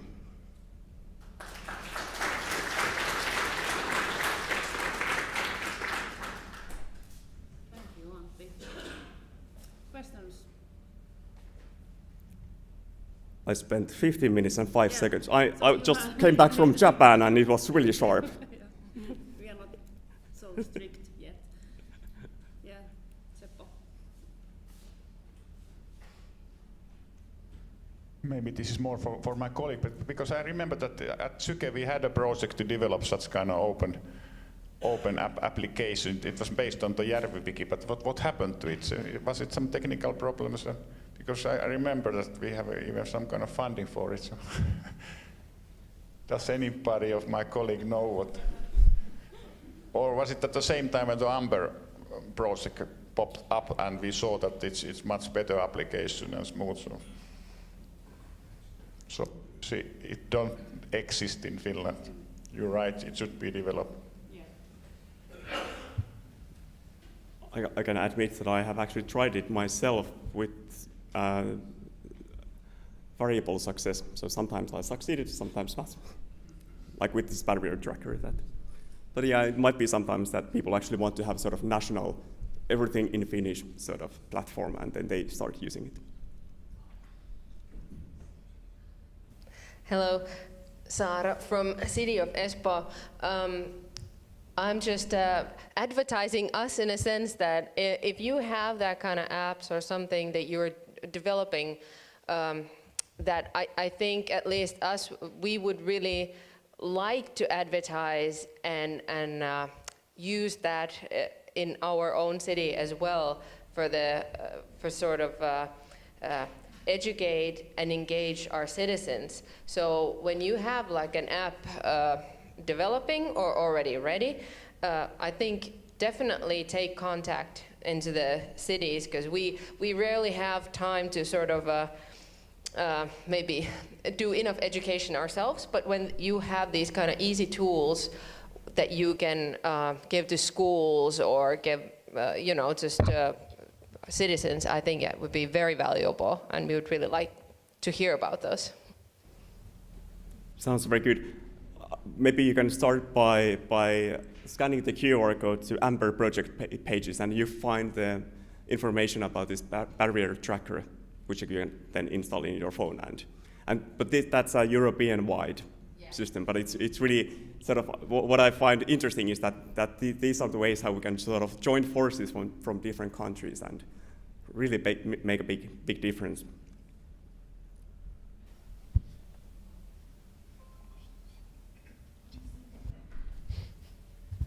Hello, Iia Suomi from Pirkanmaan ely-keskus. Yeah, I've used the Amber app, and I noticed that many people in Finland are not using it. So, for example, in Sweden, it's in a wider use. So, do you know like why nobody has been promoting it in Finland? Because it's really handy, and like for citizen science, I would think it's really practical. But it has one problem about culverts, because it uses, I think it uses Google Maps. So like, it's really difficult because the smaller waterways like streams are not in Google Maps. So it's really difficult to put them on the map. So like maybe Finland should create something of its own. But do you know why nobody promotes it? Well, we do have, like I personally have been advertising it in a couple of talks previously. Well, sometimes it might be a language issue. Some may have had similar problems as I had, that okay, it just didn't work. I just reported a barrier, but I cannot find it. So I don't know. Maybe it could be also that people are sort of waiting that, okay, many countries now have their own, it's translated in Swedish and actually nowadays in Norwegian as well. Why don't we have our own Finnish version? So, yeah, it might be one of the reasons.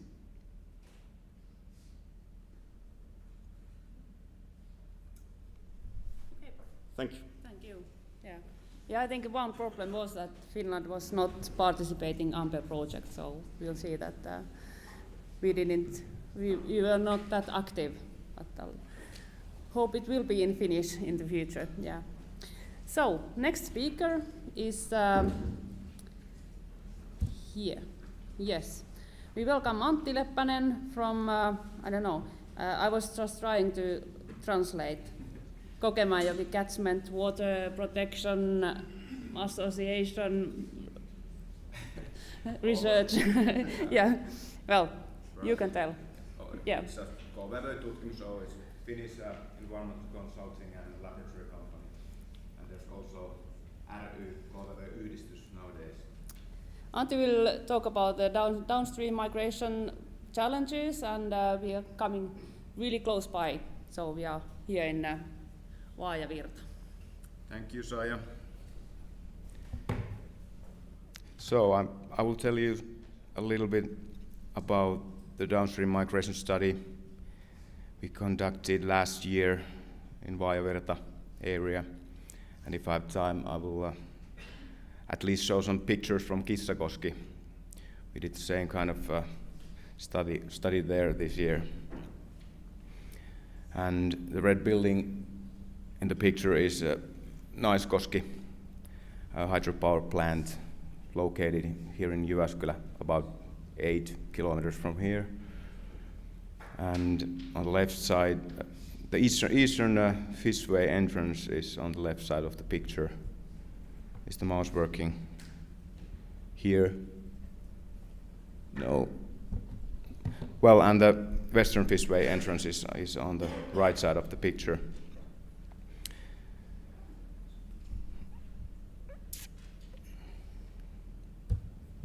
So some basic things about downstream movements of brown trout smolts. The peak migration usually occurs typically in May here in central Finland, but it ranges usually between April and June.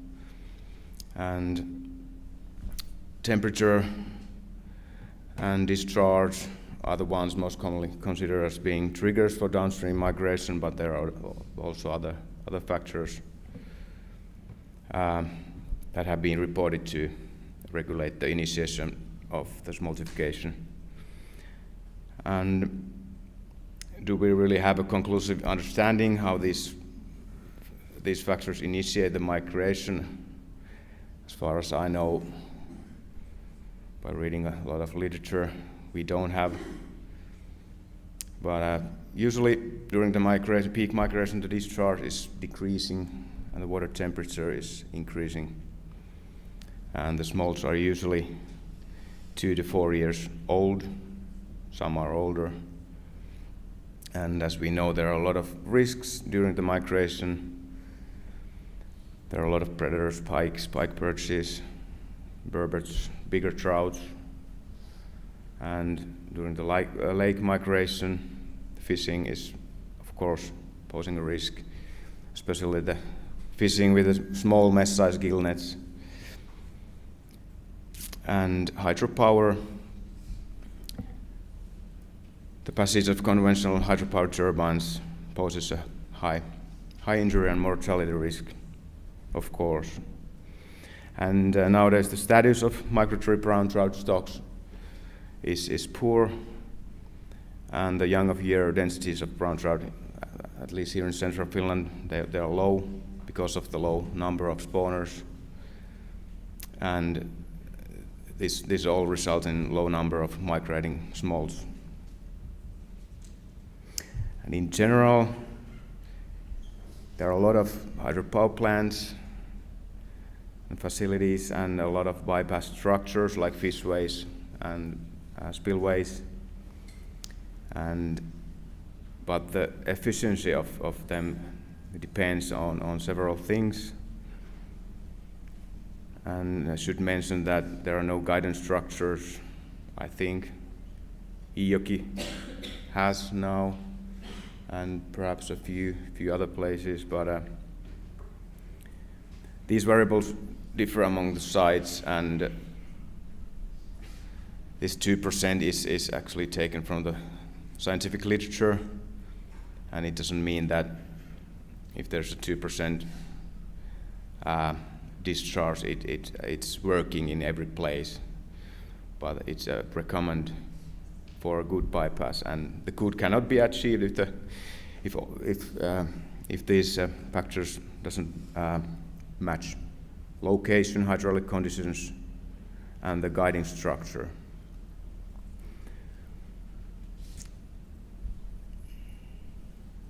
And actually, it's a good thing that in recent years downstream passage and guidance systems have gained more and more attention.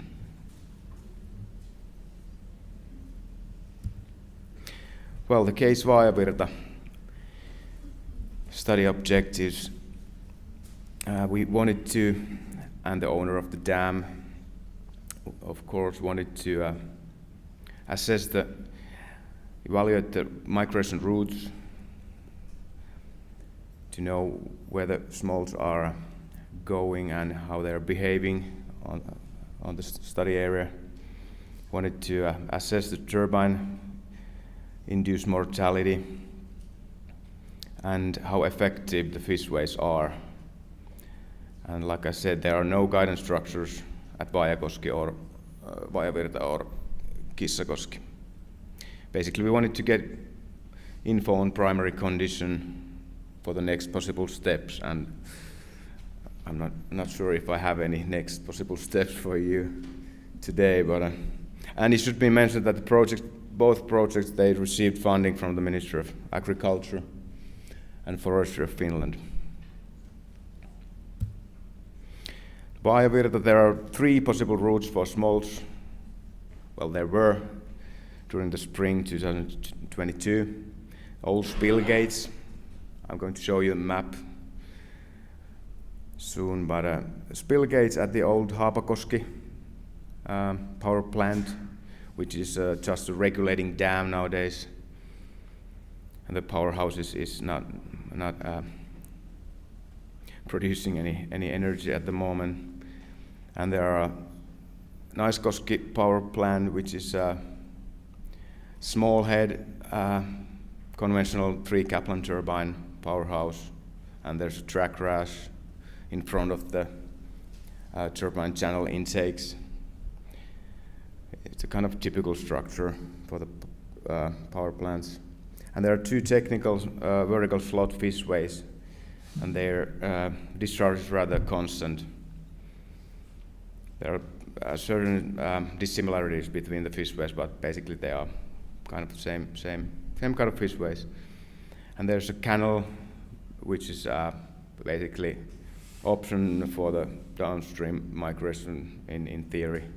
But canal for the boats is open for the boats when the boats want to go up or down.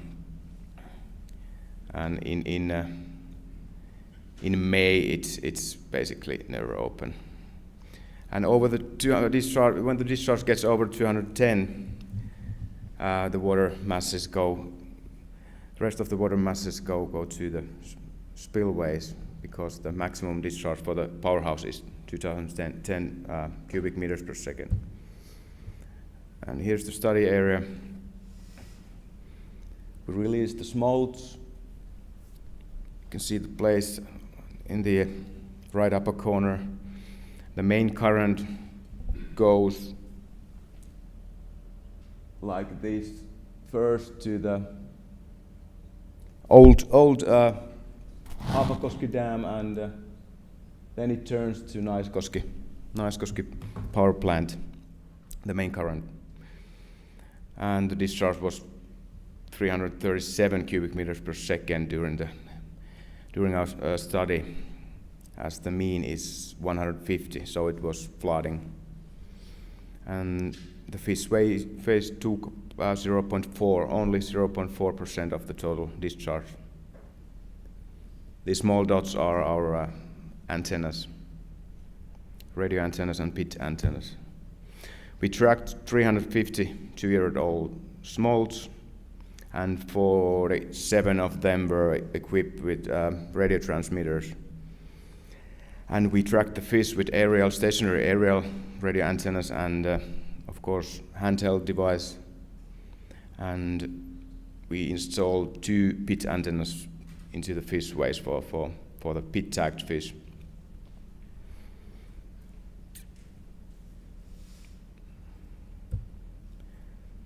Well, results. The mortality before the dam area in the forebay area was 6 smolts, and 87% of the smolts arrived at the dams. Almost half of them, 19 fish went through the turbines, and only 1 radio transmitter tagged fish went through the eastern fishway. 20 fish swam into the spillways, and only 1.4% of the smolts were detected in the fishways. Pretty small amount. And the powerhouse induced mortality was max 11%. And the spillway smolts were faster than the powerhouse smolts, perhaps because of the lack of the trash rack structures in front of the spillways. 90% of them went down during the first day after the release. And as we know, the dams are delaying the downstream migration, and actually 1 fishway smolt went down in the first day after the release, but the rest of them, it took 4 to 11 days to go down. And even though the smolts were hatchery origin, the behavior was like pretty natural. Migration was a straightforward downstream migration, and the spill gates, they seem to be fast and safe route for the smolts in Vaikoski. But it should remember that not every year there's a spillway. It requires the discharge to be over 210, and basically every year there's some kind of the water going through the spillways, but it's not occurring during the peak migration necessarily. So the powerhouse-induced mortality was in line with other studies. In Kaplan turbines, it's usually around 10%.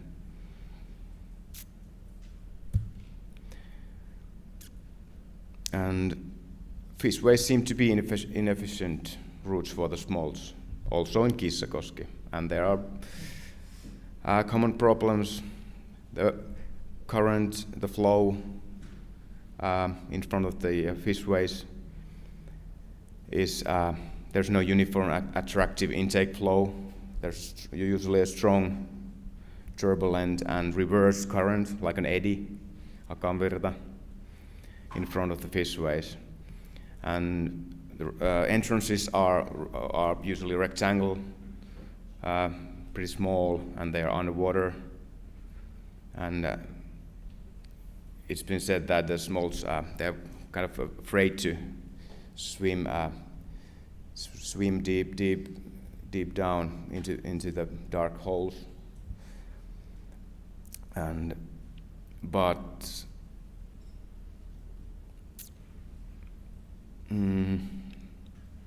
and the relative discharge of the fish waste, it was only 0.4% in Vaikoski, and a little less than 2% in Kissakoski. Location I wouldn't say it's totally unfavorable in Valtakunnalle, but there are no guidance systems. So basically, the majority of the water is going in the center part of the area, and the fishways are on the side of the channel. And it was a high discharge spring in last year, 2022, and perhaps the underwater entrances, well, I know that they will be closer to the surface at low water, so of course I would like to repeat the study during the discharge, like a little less than the constructional maximum discharge for the powerhouse. The fishway or the passage would be perhaps more efficient. And Kissakoski, we did observe that wide but deep bottom bypasses. I have a picture of this bottom bypass structure. It seems to work for the smolts. The majority of the smolts went through the spillway, even though it was a bottom bypass. They had to dive deep into the slot. So is the depth itself a problem, or some other factors?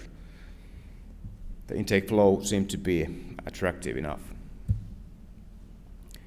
Violet spill gates are looking like this, nature-like waterfall almost, and the safe way for downstream migration for the smolts. It's kind of deep area here below the in the tail race area. It's something like 4 meters deep. But Kissakoski tail race is kind of different. The water is hitting pretty hard into the rocks, and even though the smolts use this route for passage, it seems that the passage, some of the smolts, they didn't survive because the water is hitting pretty hard against the rocks. So that's why. But they had to, like I said, they had to dive pretty deep for the passage.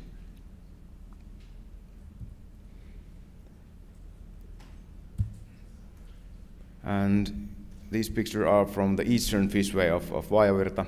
Pretty common problem. Rectangular opening, the entrance opening, and it's underwater.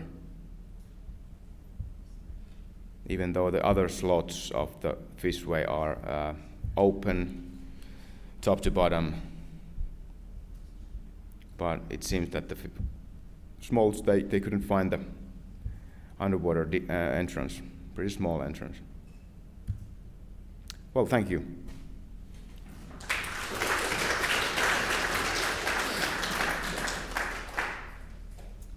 Thank you, Antti. Do we have questions to Antti?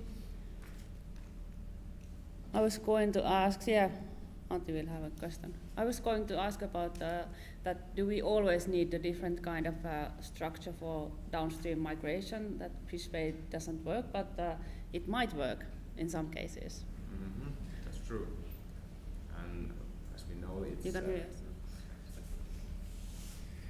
Guidance structures, they're pretty costly. Yeah. And what do we really know by a 1-year study? One fish species, one life stage, certain water flow. Of course, we cannot plan and build a good structure by this kind of point study, but we need more info. And what do we really know about the other fish species, the salmonids and the smolts? How about the bigger trouts? They have to come back and do the legwork. migration.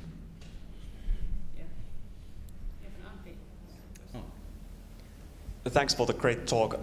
Lake Päijänne is a huge lake, so 100 kilometers long about, and there is potential for big populations of big trout as well. So Vaajakoski is one of the main migration barriers for the fish. Do you have any ideas how many smolts roughly are sort of natural spawn trouts are migrating downstream each year, and like some guesstimates? Perhaps we're counting them in hundreds, perhaps nowadays. My home river Muuramäjoki produces just basically a few smolts per year. Well, Olli next to you, he can say more about the estimations. Was it like max 200 smolts from Muuramäjoki towards the Lake Päijänne? Well, I wouldn't say that the smolts are the amount of smolts are counted in thousands. And actually the fishway monitoring projects, the data from those projects, it shows that the downstream migrating, the amount of fish migrating downstream is pretty low compared to upstream migrating fish.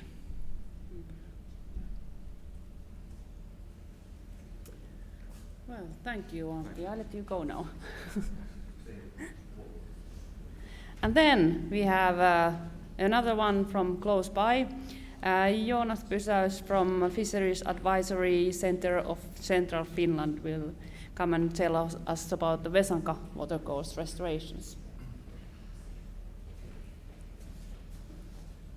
Okay, so hi to all of you. I'm Joonas Pysäys from Keski-Suomen Kalatalouskeskus, and I was asked to come to tell you about stream restoration in Vesanka watercourse done few years ago. Unfortunately, Timo couldn't come here, and I wasn't there myself, so if you have any more specific questions, I may not be the best person to answer those, but hopefully we will get through. So the Vesanka watercourse locates in Jyväskylä and Muurame. Here you can see it compared to Jyväskylä in the smaller map.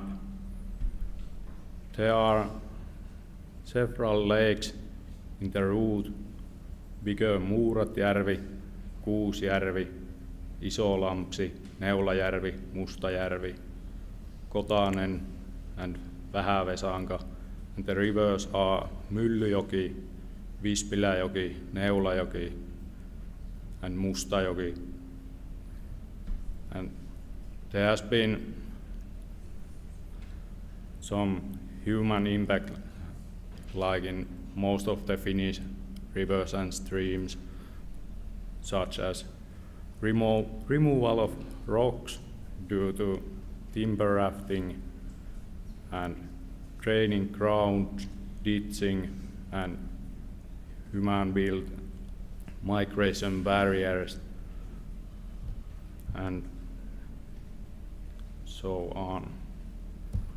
The restoration project was done in 2018.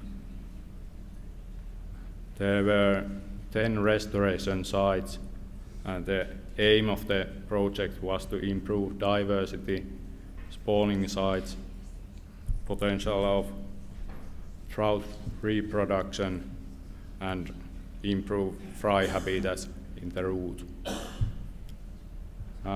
This project was funded by ELY-Center, Metsähallitus, and Participant Association of Muurame and cities of Jyväskylän, Muuramäen, Pohjois-Päijänteen kalatalousalue. There was also done an assessment on appearance of protected species in the restoration area. One example was the green snake-tailed dragonfly, and the sites where the green snake-tail were found, or their nymphs were found, those sites were left untouched. And some stone material used in the restoration project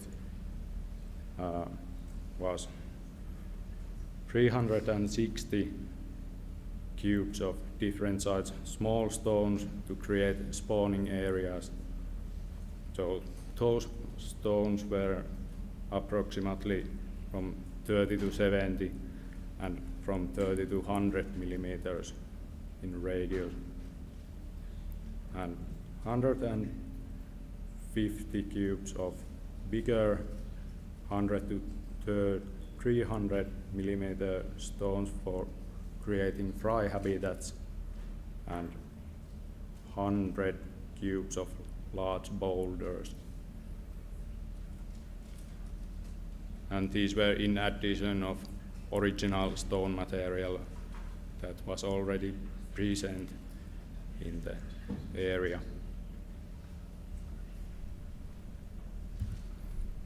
And the results of the restoration, totally of 2.5 kilometers restored streams.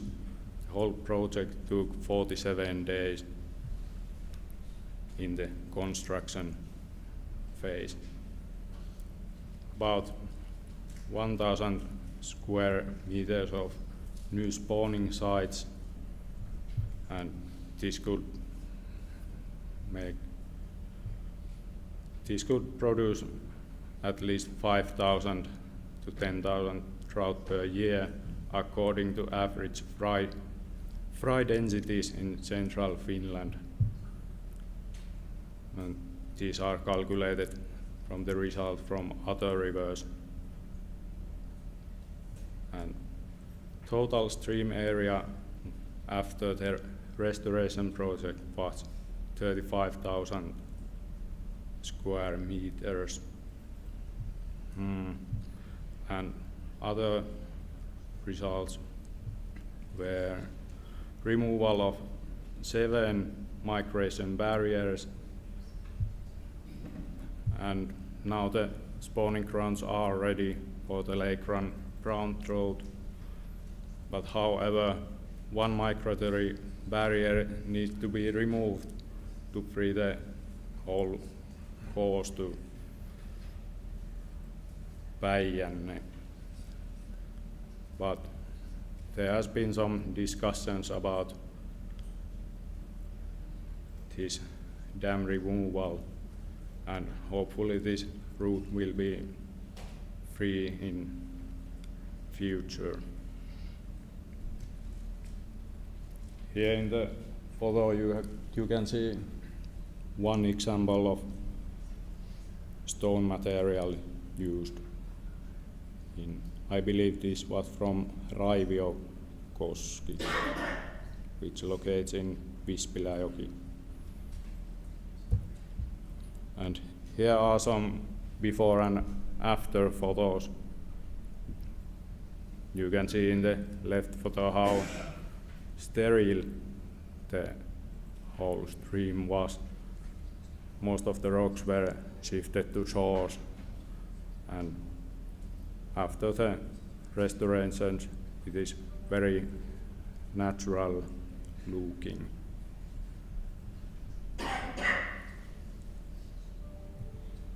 And here's another example from the same stream area, Raiviokoski. Here you can see how the stones, bigger boulders are added to white sterile river area, and the original stones have been used, and there are some already mossed stones also.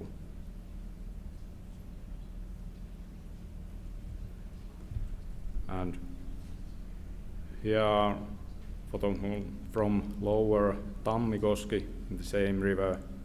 There was a human-made stone dam that was broken up and created a spawning area with more fry habitats.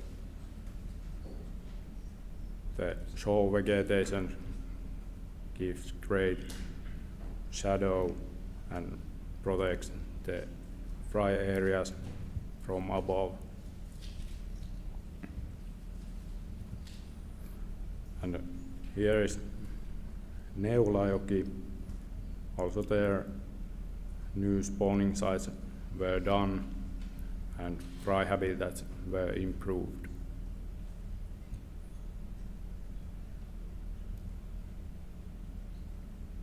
And one example from Mustajoki,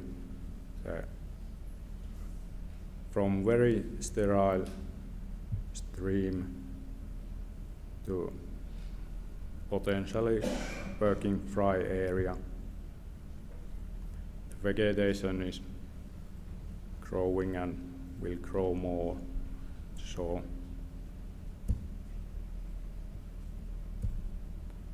and some words about trout rehabilitation in the Vesanka watercourse. Päijänteen luonnonvarainen taimen ry has done some rehabilitation project by stocking lake-run brown trout, roe and fry to Vesanka watercourse and other water courses that are connected to Lake Päijänne. The roe is stripped from migratory trout that are caught from rivers, the Päijänne watercourse, so they have naturally migrated to these rivers to spawn. And assumption behind the idea of using these fish as mothers is that fish has gone through natural selection and may have a better genetic drive to migrate versus some other very domesticated farm-raised fish. And after the roe is stripped from fish, it is brought to fish farm to get fertilized and to hatch and grow. And this is to minimize the mortality during the winter. And the results of this project seem quite promising. Different age classes are found by electrofishing, and which shows that trout survives in the restored rivers of Vesanka watercourse. This year we stocked about 5,500 trout fry to different areas of Vesanka watercourse. And I was asked to add some words about participants associations, eli suomeksi osakaskunnat.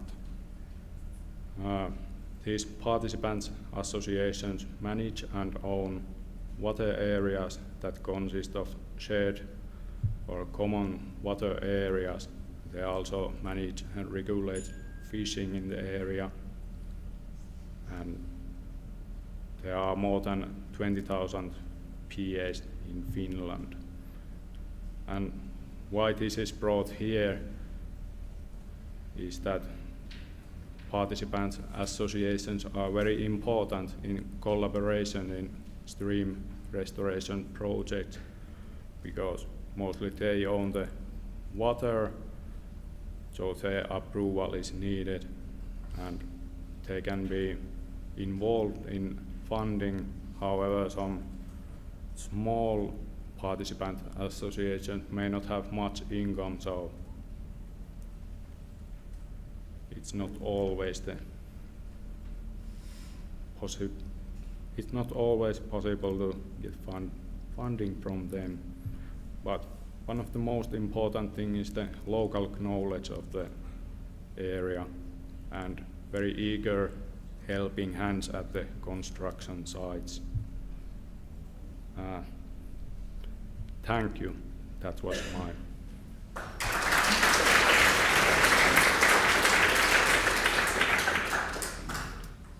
Thank you, Jonas. I was just about to ask about these participants associations that the landowners and water area owners, they are, I suppose, generally really interested and willing to do this kind of restoration work, I suppose. Yeah. But there are questions, yeah. Thanks, Jonas. How about the brook trout? I know that it's existing in the area. Have you caught any specimen by electrofishing lately?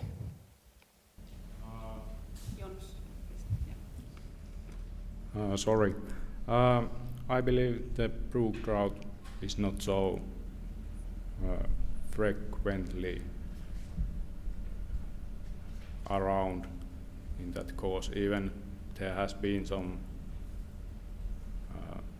sightings and knowledge about that they exist, but probably they are not really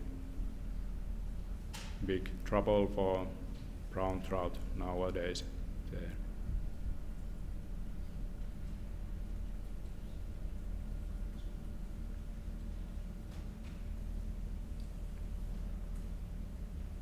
Any more questions? Yeah.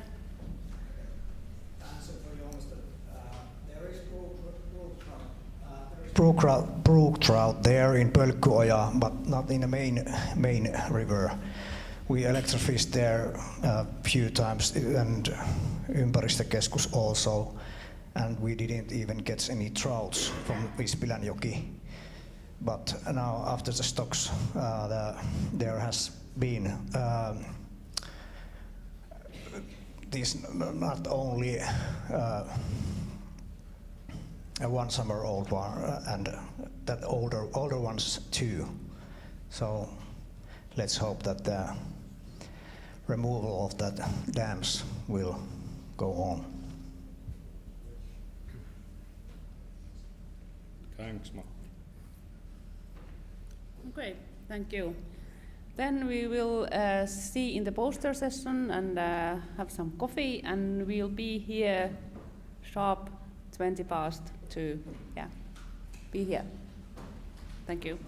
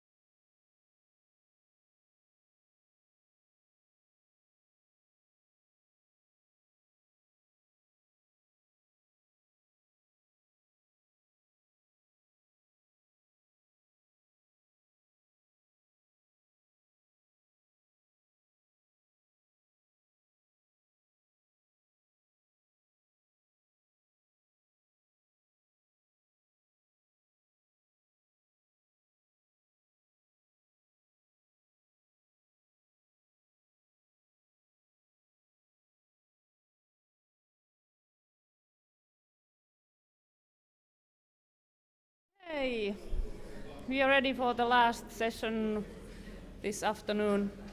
Well, I'm happy to introduce you, Josta Serlakius, who will talk about the Kapeenpuro.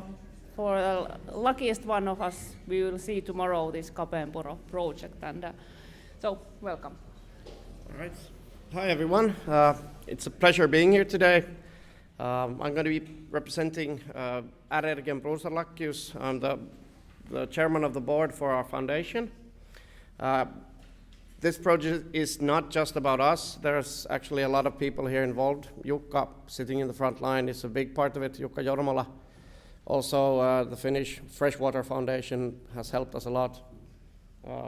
Syke has helped us very much in this as well, and the Jyväskylä University. What we're actually doing is, this is not a restoration project. This is the main thing I want to bring out. This is actually creating something totally new that's never been natural. Going into the project itself, our foundation has primarily been a research backing organization, for example, for Helsinki University, for Jyväskylä University. And the background to our project was that this is an old family area. We've been about 100 years, our family, within the Simona region. We used to, or actually the area was purchased in order to build a dam and water hydro plants. But because of another hydro plant that our family built, this kind of was saved and was never built. The Simunakoski fishery has also a very old history to the regards of migratory fish and kind of keeping up the stock. It was founded because of logging, because of dam building, and it's one of the oldest fisheries in central Finland. This is where the so-called Rautalamminreitti trout has actually been founded, so it's also being called the Central Finland mixery, because all of the trout habitations have been actually made there, primarily from three rapids, Simunankoski, Kuusankoski, Siikakoski, and Tarvala, but obviously a lot of others. This is also the fishery where a lot of other fish have also been bred up, so I think that how many fish was brought up there is somewhere along 78 million fish that were spread across central Finland, or mainly central Finland. What we're now planning to do, here in the background you can see the fishery in 1921 when it was opened, and you can actually see Kapeenpuro on the right-hand side. So this is Kapeenpuro. Yeah, you can see it. And what we're doing is we're transforming this fishery canal, so an 850 meter long fishery canal or water canal for the fishery, to a natural habitat. Simunankoski is the area you will also see tomorrow, a very large rapid in central Finland that's never been dammed. And Kapeenpuro, you can see here down below, so it's just a small canal, like the one beside us here. So as said, we're creating a new river. This is a project that has, to say the least, snowballed. We bought the area back as preservation for Simuna, and it was basically handed over to us. And then we decided what to do, or we were thinking about 2 years what to do with the area. And then we thought of that, let's build a research area and promote freshwater research and mainly flowing water research, so river research. It was mainly put out to be a trout research area, but yeah, it kind of quite quickly came to us that you can't build a river without everything else. So from that, it's gone into everything from plants to insects and so on. The planning started back in 2020. And now we're in the phase that you will actually, many of you will see tomorrow. So we're actually digging it. We're halfway through. About 370, 400 meters out of the 850 have so far been dug. Since the start of the project, as said, it snowballed quite a lot. We have 5 main areas to the project. We have Kapeenpuro, which is the main creek or river that we're creating. We have the fishery wetland, so we're transforming the old fishery basins that you can see in the picture. They are already very much like a wetland, but they still get their water manually, and we want to change that. So that's the second part of it. Third part is renovating the old fishery house, which has an old hatchery in the lower part. We want to transform that into a kind of a research residence for people, for knowledge transfer and studying areas and the flowing waters around Simuna. Research is one of the main parts of it. So we want everything to be researched as much as possible. And we have a budget already for it. At the moment, we have the Finnish Freshwater Foundation that's been coordinating this with us, and they've been a massive help because I do this on the side of my work. So I'm the chairman of the board for our foundation, but this is not my actual work. So I'm involved in business, which is the kind of the cooperation part of our project. I want to challenge companies to come into ESG projects and then try to get them to be involved in nature projects, and not only to fund them, but also to gain some kind of knowledge and also be able to use the projects in their marketing. So a real ESG strategy. Jyväskylä University will be studying mainly the fish part of the process and also the creation of the river habitat. Then again, Saiya's team, they're looking at the insects and plants of the area, and then Helsinki University will be studying the water quality for the area. We're also welcoming all other research institutes to come in and study, so it's an open project, and we want to share all the knowledge that we gain from it. Then we have the schools and education. We have a cooperation with Laukaa municipality. We try to educate even small kids. We had two young classes visiting our site about 3 weeks ago, and they're coming back when it's finished. So we want to gain and share as much knowledge of nature projects and creating new waterways as possible. And then the media part, which I hate the most, is talking to media, bringing this forth. I've always tried to stay out of newspapers, but with this I've had to. But yeah, as much as possible, we want to also have this project be seen by others. This is actually, I'm very happy that Metsä Group did this video. They're one of the largest outside financier of the project after our foundation, and they built a kind of ESG video from the project, and that's why I want to show this video for you so you can see what companies can do, how they can use it to their own benefit as well.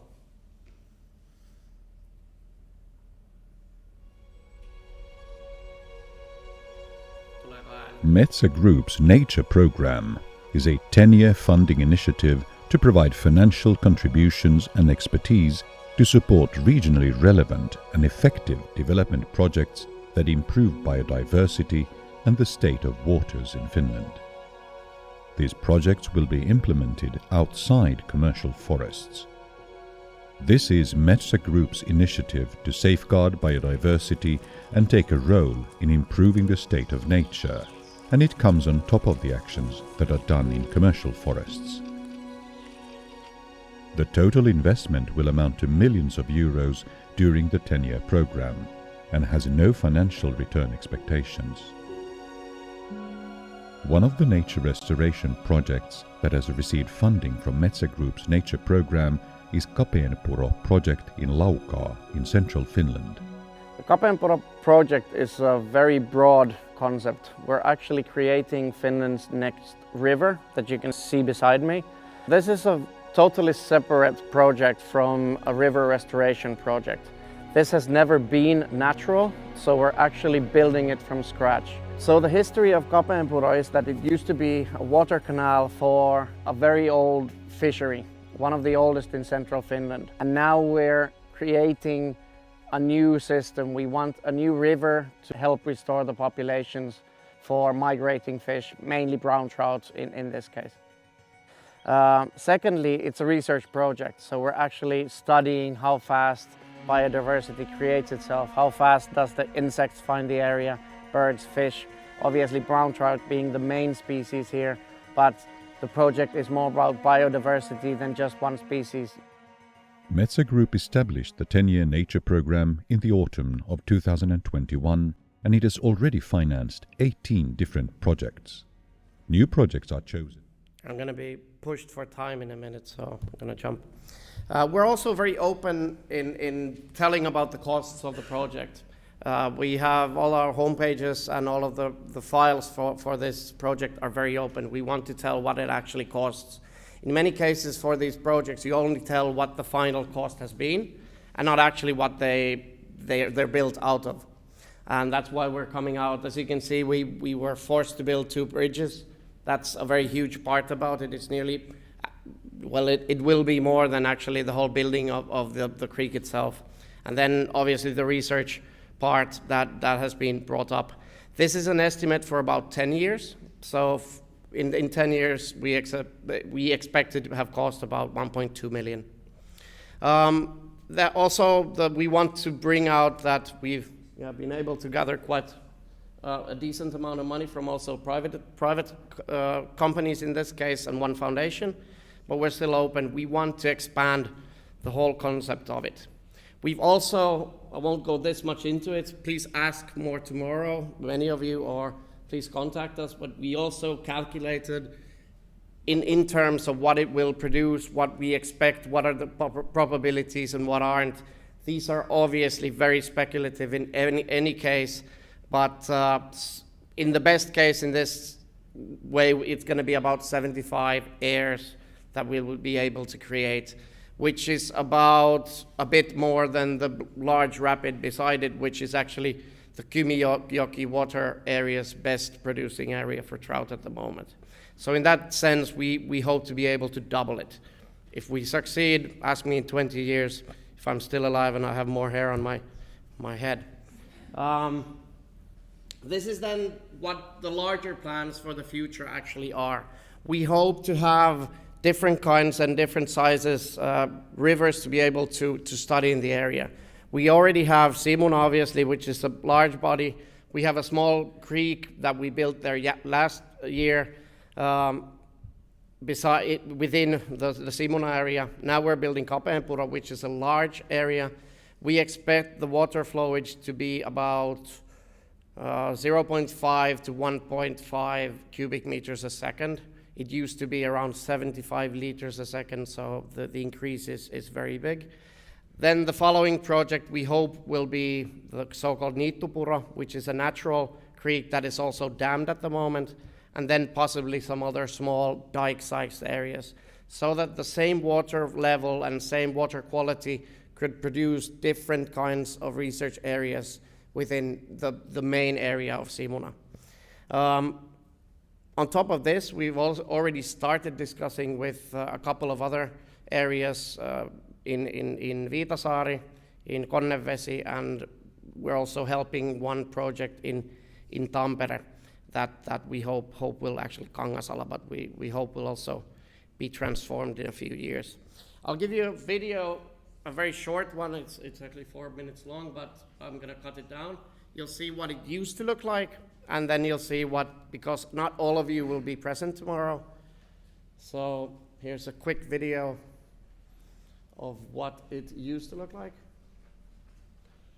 So this is the upper area. You can see it on the prompter. So here you can see the old water canal or a pipe that used to go in. So this is what it actually used to look like before. There was a small water regulating dam, though it wasn't open, so it's not a dam removal project, it's more of an opening of a new area.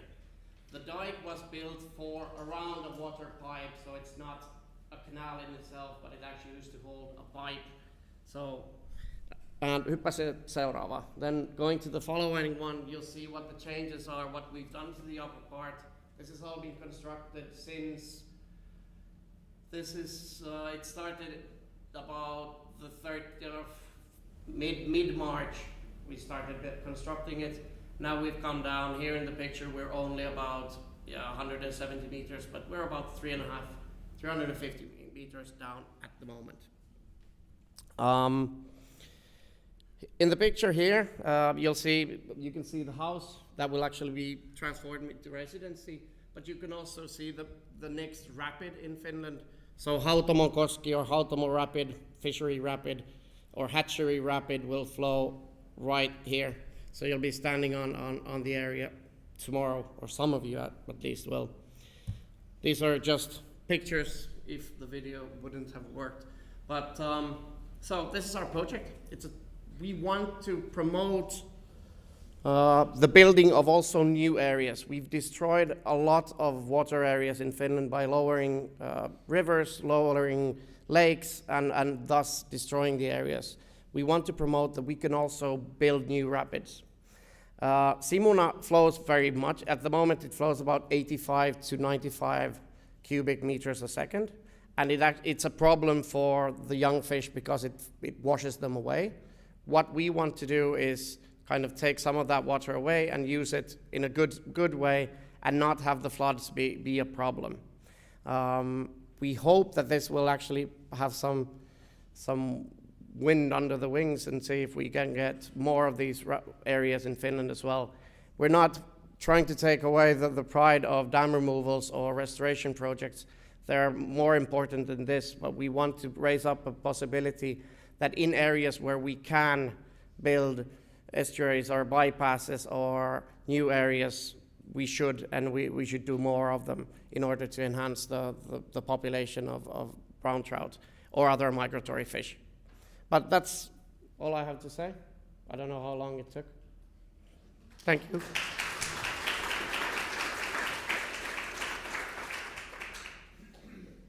Thank you, Gösta. It was really nice to hear about these private investments and funding possibilities. I think it is something really interesting for many of us. Questions, please.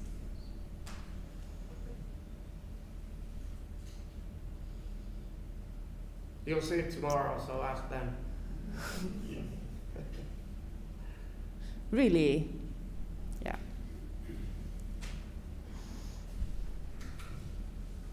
So, did I understand correctly that by creating new streams like this, some migratory routes could be re-established if the other options are not possible in a sense? Basically, yes. Yes. Oh, sorry. Basically, yes. As said, Simuna is not closed, so it's not. This is not. We're not bypassing anything, but we want to learn of what we're doing right and what we're doing wrong, in order to be able to do the bypasses for the future as well, so that they actually work. A bypass, in my point of view, is not only about creating a bypass so that the fish can go by, but it's actually creating a habitat within that area. So building a stream or a rapid area so that fish can also produce within that bypass area. So that's what we want to promote.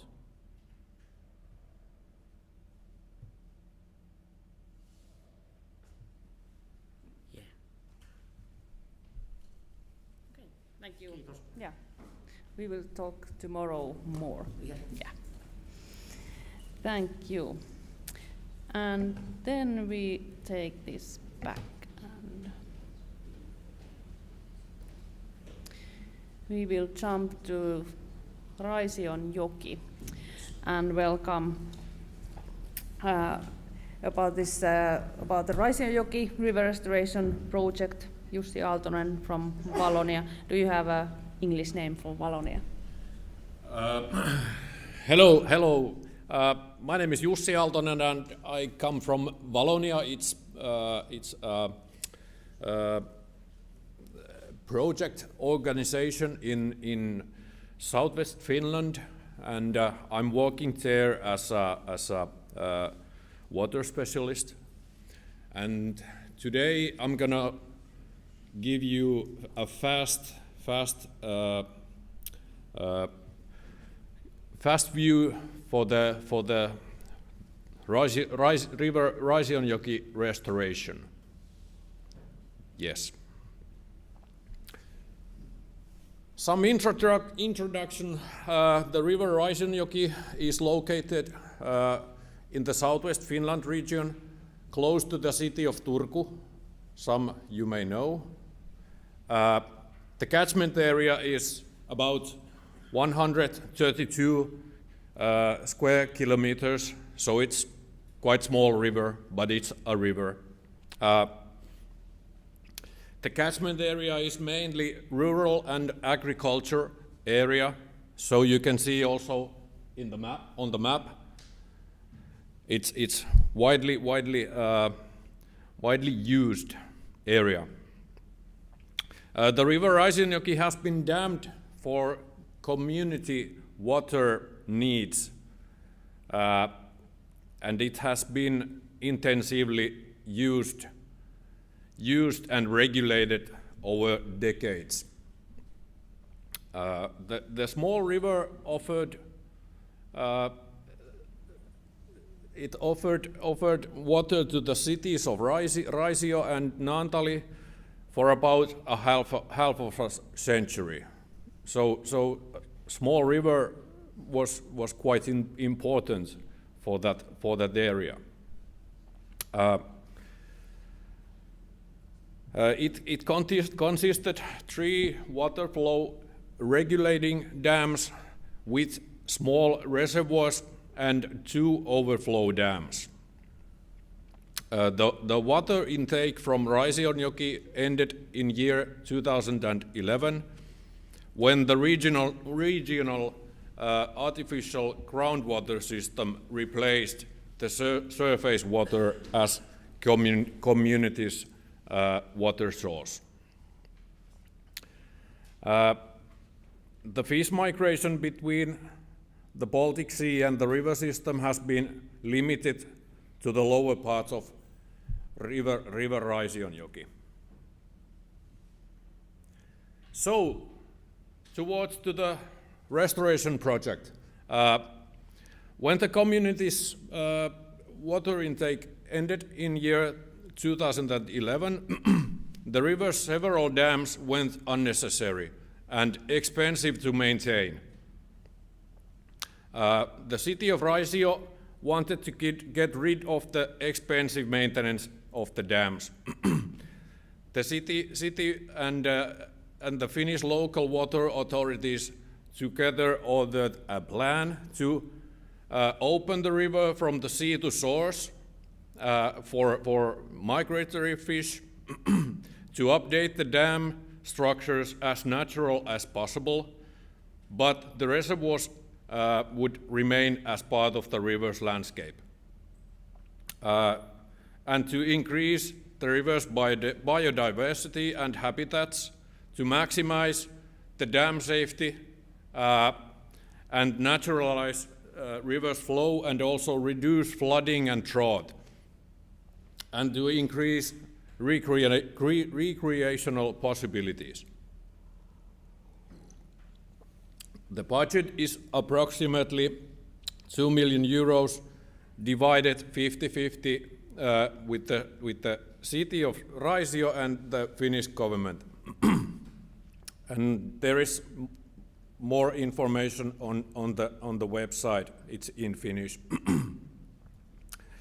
So I'm gonna give some examples of the sites that have been made to this day.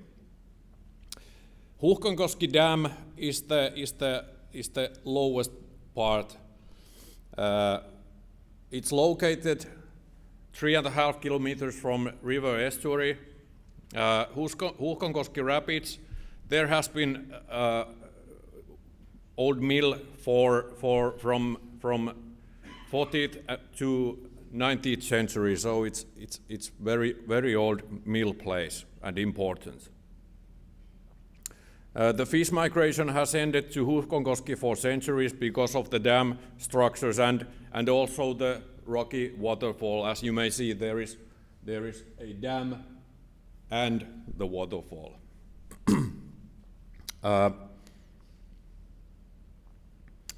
Yeah, the last dam structure was built on the top of the waterfall to maintain the water level upstream. There is also a motorway crossing this river on top of that dam. The new structure is a combination of technical concrete-made pool fishway and natural fishway with fish habitats. The construction took place on 2020 to 2021. And the structure is working well. That's good news. Here is some pictures from the site. This is the technical part, technical fishway on construction. And the motorway is above the river. This is the construction of the natural fishway, and the water is water goes by the structure mostly.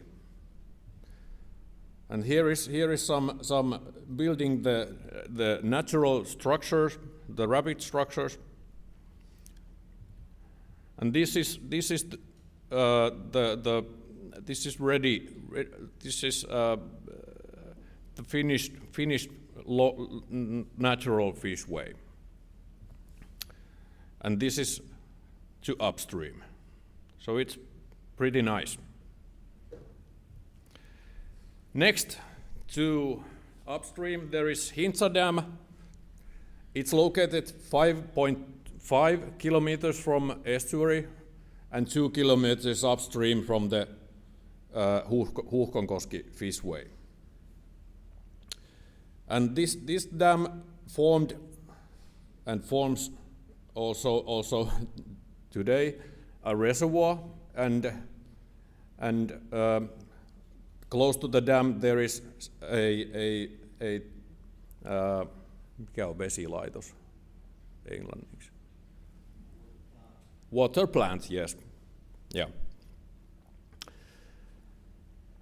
On this side, the river's flow was intensively regulated, and the river dried regularly below the dam because of the water intake. The restoration plan is to open the access for fish migration and maintain reservoirs water level. And construction work took place on last year, and the repairs will be done this year. Here is some pictures. Technical fishway. This is the fill layers above under the natural fishway. This is the first version installing some rocks. It looked quite good, but the flooding took a lot of stones with it, so we have to repair it. Yeah. Then the next dam upstream from the others, there was an old mill dam. It located quite close to the Hintsa Dam, and this dam was totally removed last year. And about 200 meters long rapid area revealed upstream when this dam was taken away. It was quite massive structure. And there is some rapids that revealed after the mill dam removal, and this rapid will be restored. It's not in natural condition, as you may see.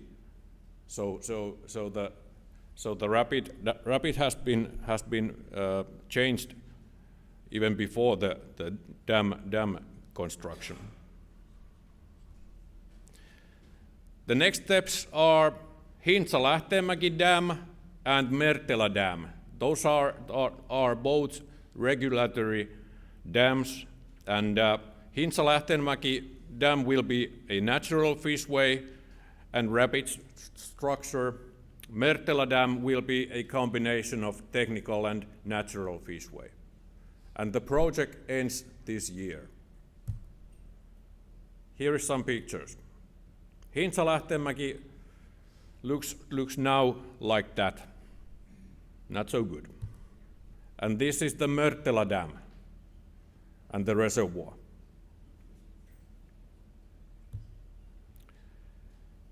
We have had a lot of challenges.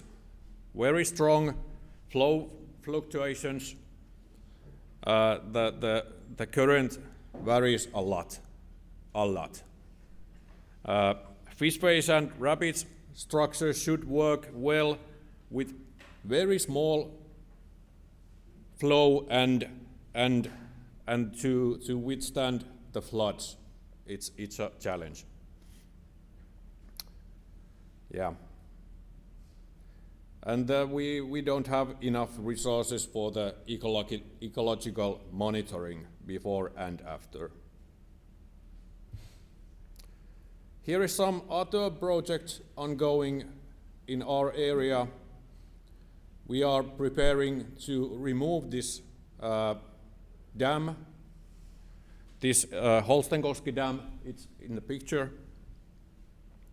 And we also have restoration projects on brooks, especially in Kuninkoja Brook, in the middle of the city of Turku, and so on. Thank you.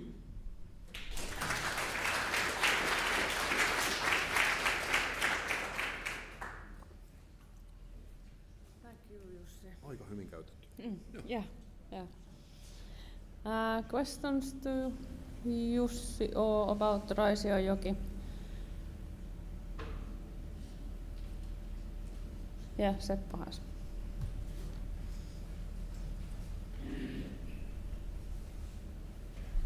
I'm just wondering, is there any evidence of the migrating trouts there, or is there any monitoring results available? We have in this project there is some electrofishing done and will be done in the future. There hasn't been any trouts, but some whitefish, and it's a good sign. Nobody knew before this project that the whitefish is in the Raisiojoki river, so it's a good start.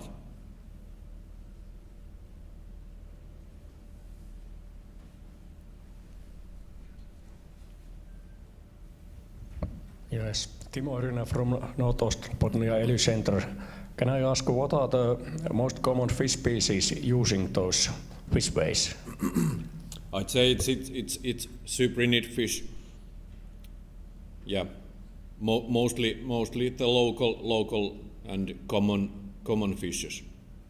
This is not so good trout river, and it's quite interesting to work with this kind of river that it's not that good for trout, but in the future we may see if the trout comes to this river. It's possible, of course.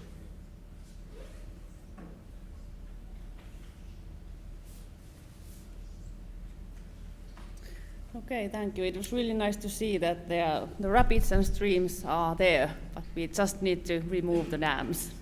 Yes. Well, next we jump to UPM Energy. About Mikael Rytkönen will tell about the UPM streamwater program, and we will hear about how this kind of big company leads the way with the voluntary actions with the free-flowing streams. So, welcome.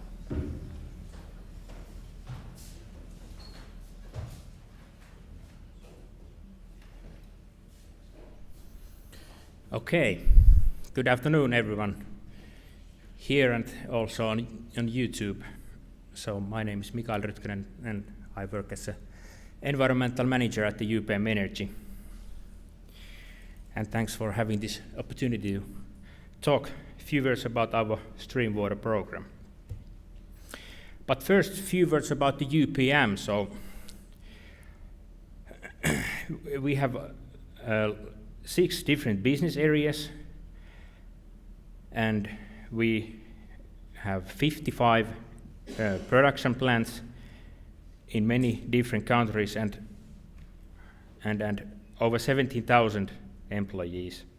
And we are making products, for example, packaging, labeling, transportation, electrification, etc. And over 10,000 customers and 170 million end users globally. And here you can see our global presence. So the majority is in Europe, but also Asia, North America, and a few persons elsewhere also. Here more detailed about our businesses. So as said, I represent the UPM Energy. But of course, most of you may know UPM as a paper company, or forest company. But we are much more. We are making pulp, paper, packaging, furniture, for example, and plywood, and the new things are these bio-based product, things, so biofuels, biochemicals, biomedicals, and also biocomposites. And then more about the UPM Energy. So this is the thing that many may not know, but we are the 2nd largest electricity producer in Finland. And our current generation capacity is over 1,900 megawatts. And here you can see the capacity by type. It's a bit small, but we have over 1,000 megs nuclear, and then 720 megs hydro and 133 thermal power still left. But most of our production is CO2 free.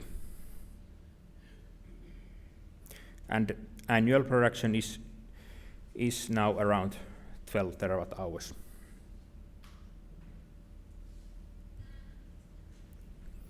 And the hydro is of course important for us.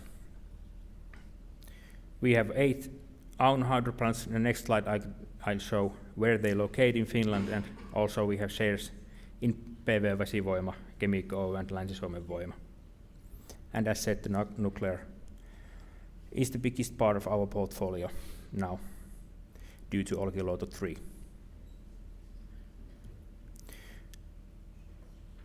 So our own hydro, we have 8 own hydropower plants. Here you can see how they locate here in Finland. Then the share-owned hydro, 32 plants, and then mill power plants, 1 thermal, and the nuclear. So as you can see, almost the whole Finland is covered.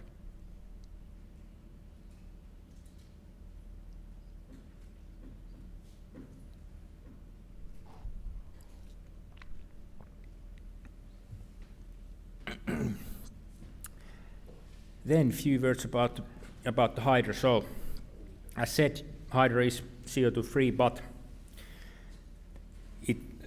it of course disrupts aquatic ecosystems because the hydro dams are obstacles, and they prevent fish from returning to their home streams for spawning. These impacts are compensated to annual fisheries payments for each power plant, but since 2016 we have had this voluntary migratory fish program, and now it has been integrated to our stream water program at the beginning of this year. At the same time, when you talk about the hydro, so we need to talk about, of course, the electricity system. The wind power is growing rapidly. You can see from the graph from Finnish Energy that the increase has been huge within last years. And the balancing power is something that hydro is the best way to do it. Here are two graphs from Fingrid, which is doing the balancing here in Finnish electricity grid. So over 70% is done by hydropower. This is the picture what we have seen already a few times today, but I took it also here. So there is, as said, hydro power plants and connected dams in Finland, but there are a lot more other dams also. And we heard also a great presentation about the road culverts. I'm not going into details, but there are also stream barriers. But now to our approach to the biodiversity and this stream water thing. So it all starts from strategy. I'm not gonna read this through, but you can see that one big part of our strategy is responsibility, and one bullet there is responsible operations and value chain.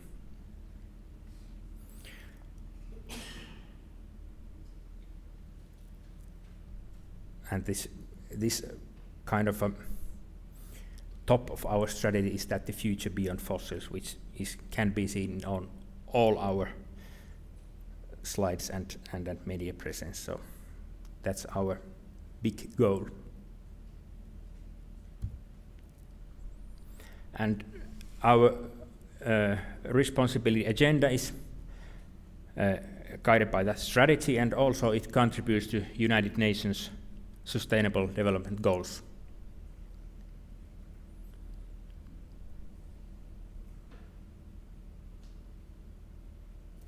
And then about the biodiversity. So this has been now raised one of our kind of focus areas in our responsibility targets. And our efforts are guided by two key performance indicators.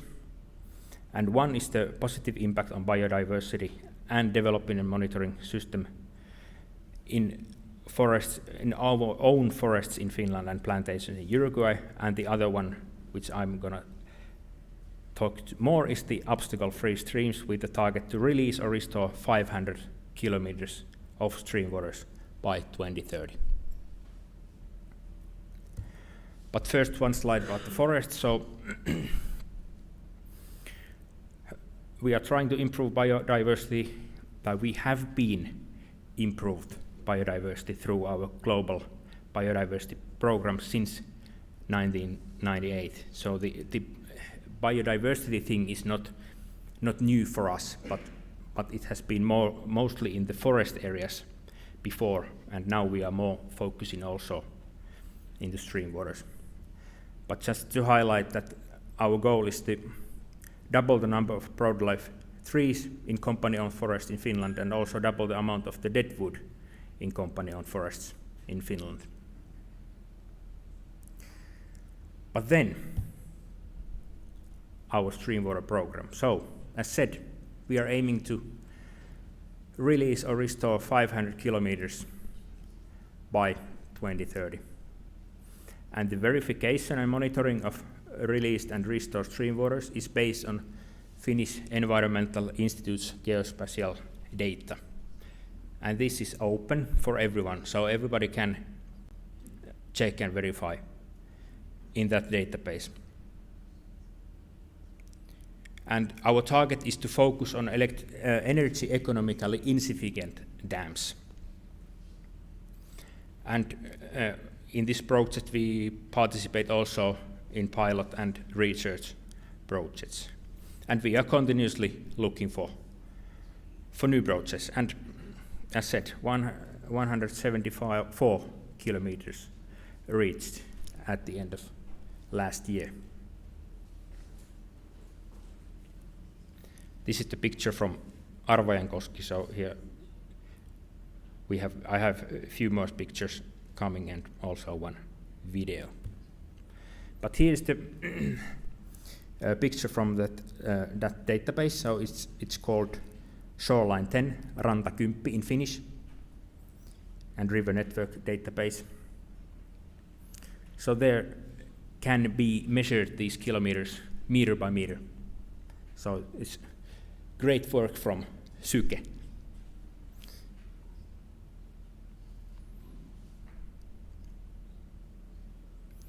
And then the local example.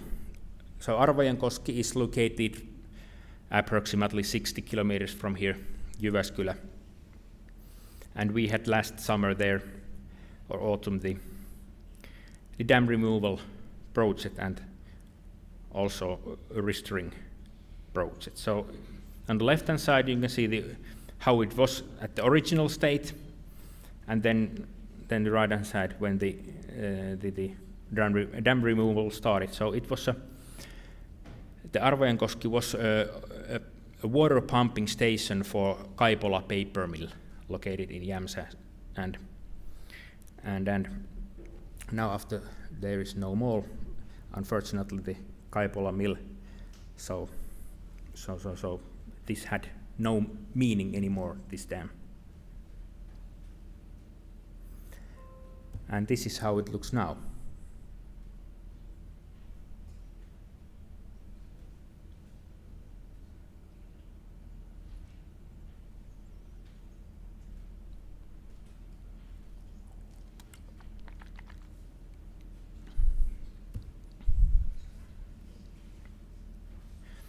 And here you can see what we have done, what's going on, and what we are planning.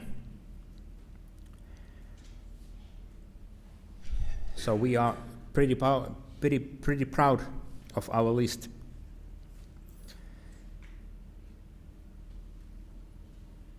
So a lot of things have been already done and ongoing and in planning stage.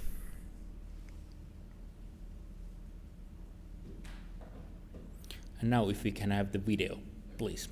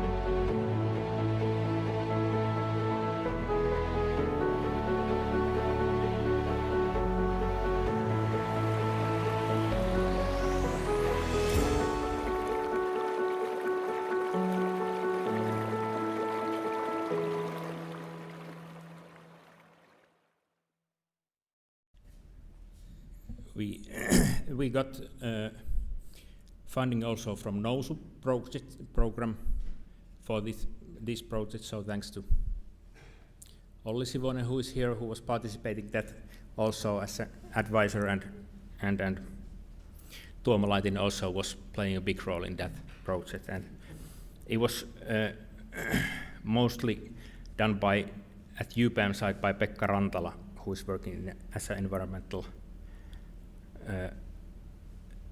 manager at the communication papers in Jämsänkoski. So, but it was a great project, and as you saw, the difference is now huge there.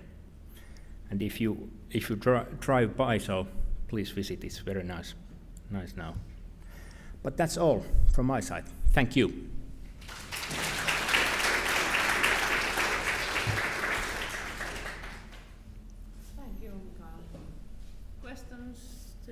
Well,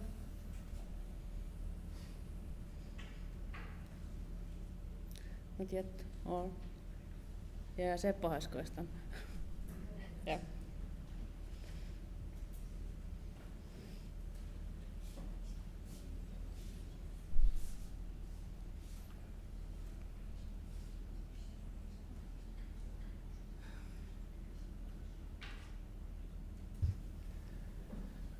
Thank you for a great talk.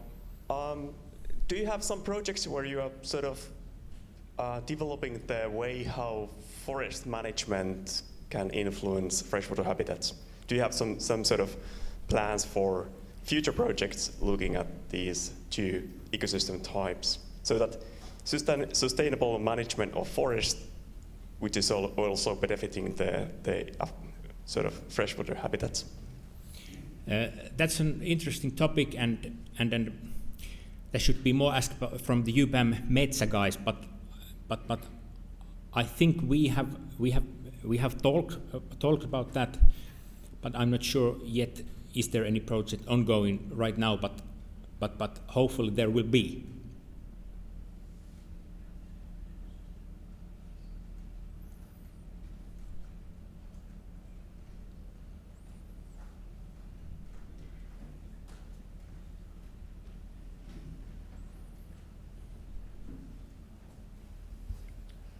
So this is quite a good example of some kind of ecological compensation, that when you are, how to say, keeping your hydropower plants non-touched, then you focus on the other important areas.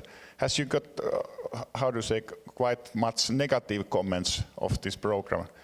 Because I think most people think that you should organize these bypass channels at the hydropower plants and not focus on the other regions. In fact, the most of the feedback has been positive or neutral, because this kind of a dam removal program is, I think it's kind of a uniting people. So we're playing in the same goal.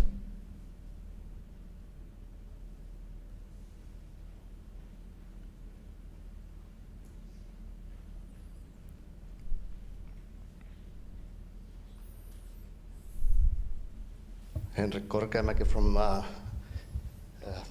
the Finnish Association for Nature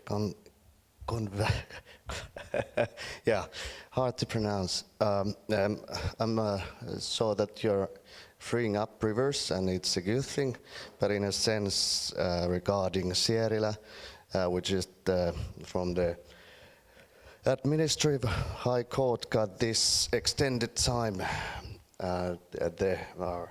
So, I mean, it's going to cut up 72 kilometers of free-flowing water and cutting up the connections between Kuohunki and Unosjoki and the main part of the river. So now I'm just thinking that it's going to minus these free rivers, and it's a big river, and I'm just saying that compensating something is just, there are things like, it's a big river, and the smaller systems as compensation is not enough in a sense, and it's a good thing that you are restoring. But yeah, the Sierilä case is quite serious. Thank you.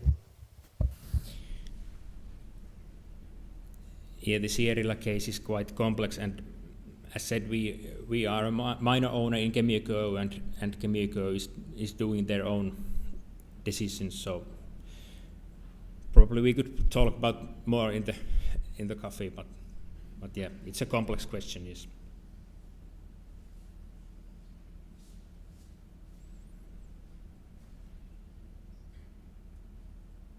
Okay. Thank you, Mikael. Kiitos. Yeah, thank you. Well, I hope we see this kind of competition between companies who is the most responsible in the future, but let's wait for that. Well, how do you say, last and least? No. Last but not least? Yeah. We will hear about the large Horizon Europe project, Merlin, and Christian Meissner from Finnish Environment Institute will talk about that. Thank you, Saya. Good afternoon, everyone. I know exactly where I stand between you and a pint, so I will keep it brief. Merlin is mainstreaming ecological restoration of freshwater-related ecosystems in a landscape context, innovation, upscaling, and transformation. Quite a mouthful. I'll try to open that up for you and give you an overview of what we are doing from the Finnish Environment Institute side in Merlin. So as Saya has already elaborated, Merlin is an EU Green Deal funded project that targets small streams, large rivers, peatlands and wetlands.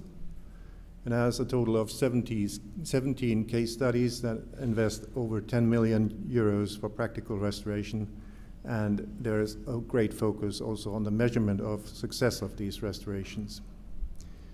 One of the main things that we do is that we co-develop sector-specific restoration strategies for upscaling with the sectors, so not just for the sectors, but in cooperation with the sectors. And the sectors that we target are insurance, agriculture, navigation, and water supply. Total of 44 partners, ranging from research institutes to municipalities, water boards, NGOs, and companies. So ecosystems covered, I briefly already alluded to that. It's peatlands and wetlands, small streams and basins, and large and transboundary rivers. We in Finland are focusing on the peatlands and wetlands and on peatland extraction site restoration or after use. If you want to put it on a hypothetical catchment area map, this is what Merlin would look like with respect to the different case studies that are going on, at where they all are located and where in the catchment basin they would be situated. So our case study number is 14 up in the upper or in the most easternwards corner of this picture.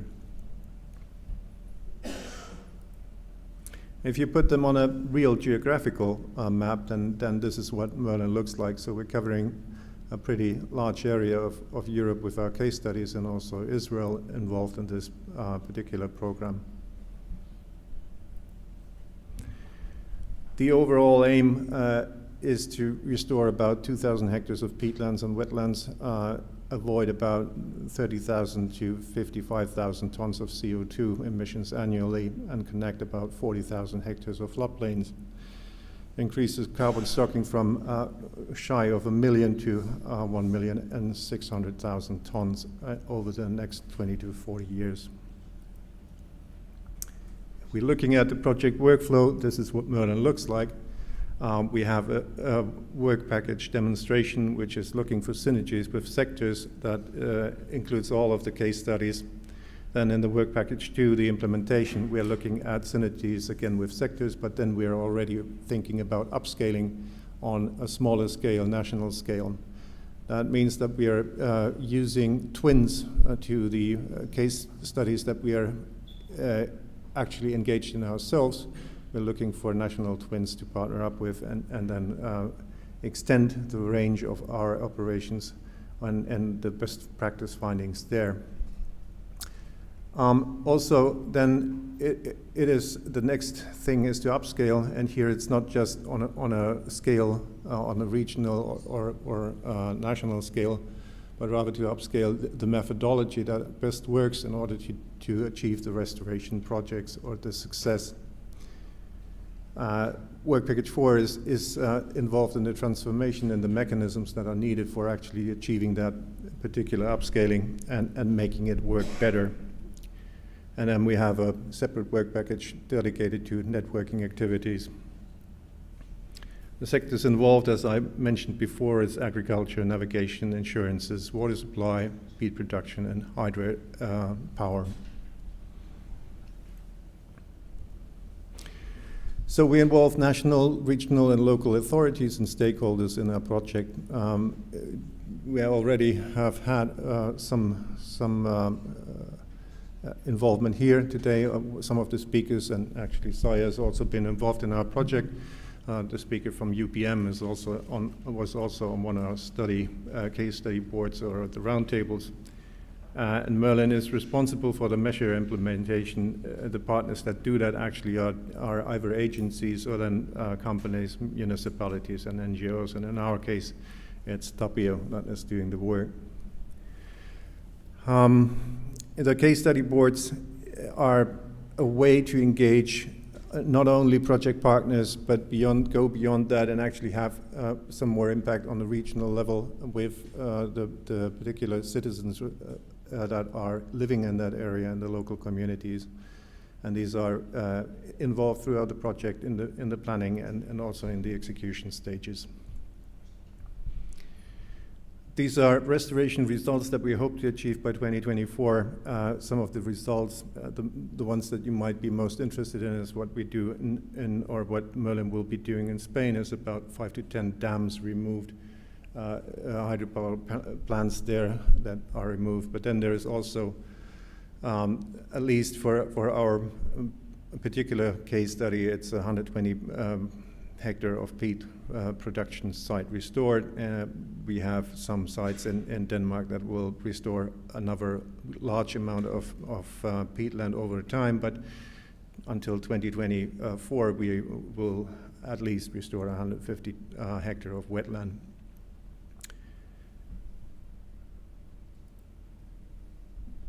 How do we monitor biodiversity and ecosystem services? Well, we use something that is recently developed, which is the IUCN Nature-Based Solutions Assessment Tool, which consists of an 8-indicator approach that measure the implementation process from different angles, including societal challenges addressed by this project, the economic feasibility, adaptive management, and then inclusive governance.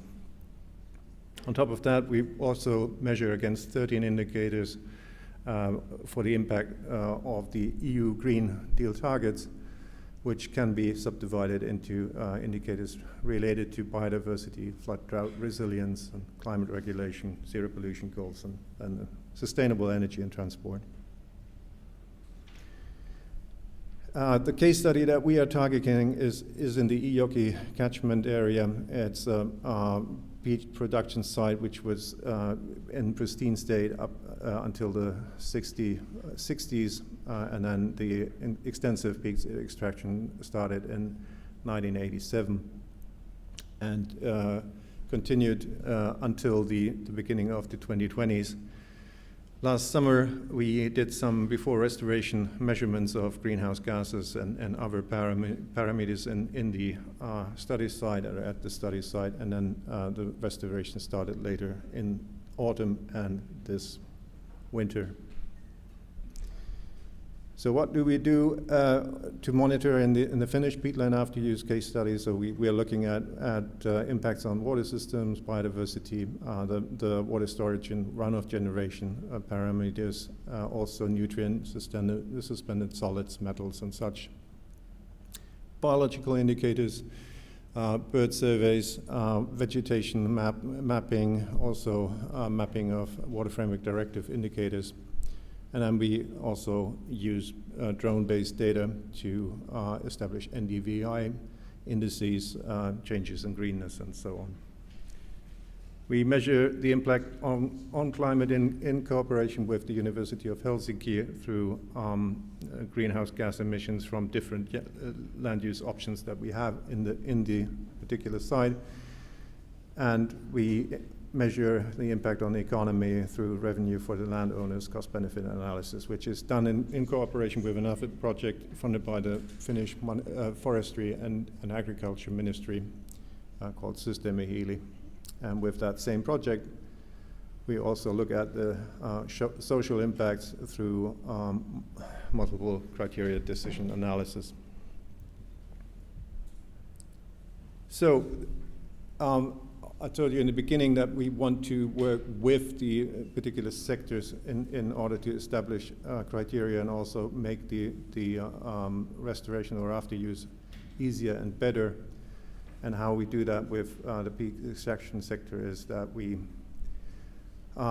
try to achieve a large-scale after-use through this interaction, through the co-design of information with them on what after-use to be choosing for specific sites.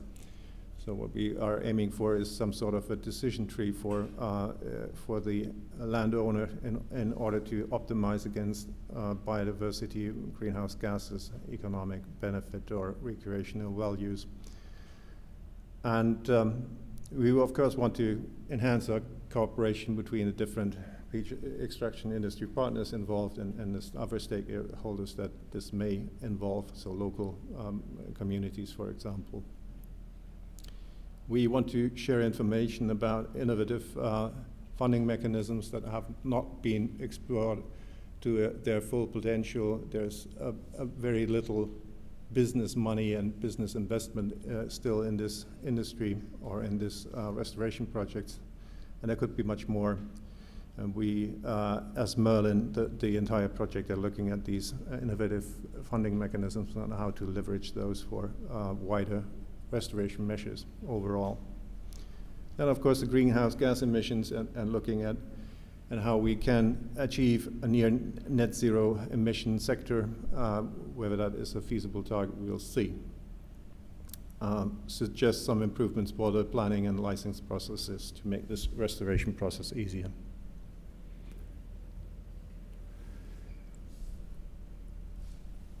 Yes, I'm pretty close to the end of this talk, so I'm just want to highlight some of the things that we are doing to achieve transformative change, and these are to co-develop the sector-specific restoration strategies with the sectors, so in dialogue with the sectors, identify the sector-specific policies and roadblocks, and also come up with sector-specific policy recommendations together with the sector representatives, and then form a cross-sectoral roadmap for the European community to enhance restoration measures and mainstream restoration into policy and value chains. I think that was it. Here's some pictures from some of the sites around Europe, which are Merlin case study sites.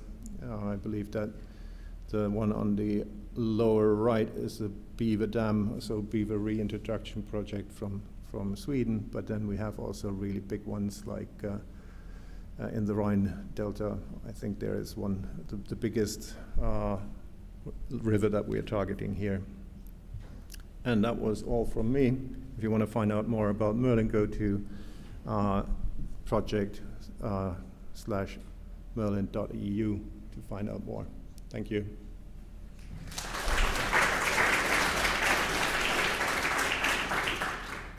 Thank you, Christian. Questions about this project?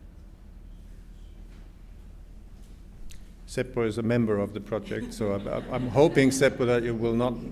So it's not a critical question, but it's it's a more question for the general audience, because this beaver dam establishment, so it's very popular in all over the Europe to create dam for the water, for the reduction of the nutrients, and especially to enhance the biodiversity. And even in Sweden, it's a huge project going on. But I haven't found any sign in Finland that somebody is even going to propose such kind of issue. I don't know why. You don't like beavers?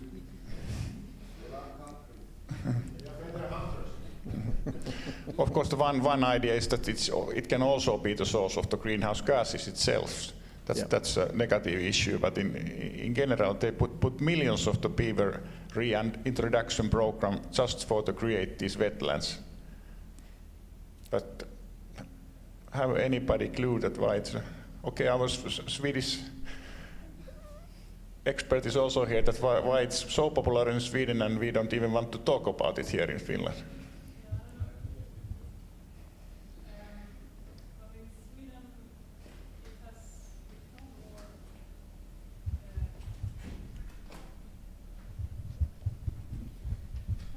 In Sweden, it has become, we've been talking more and more about it and the positive effects, but I guess, for instance, before it's been sometimes conflicts with like anglers, with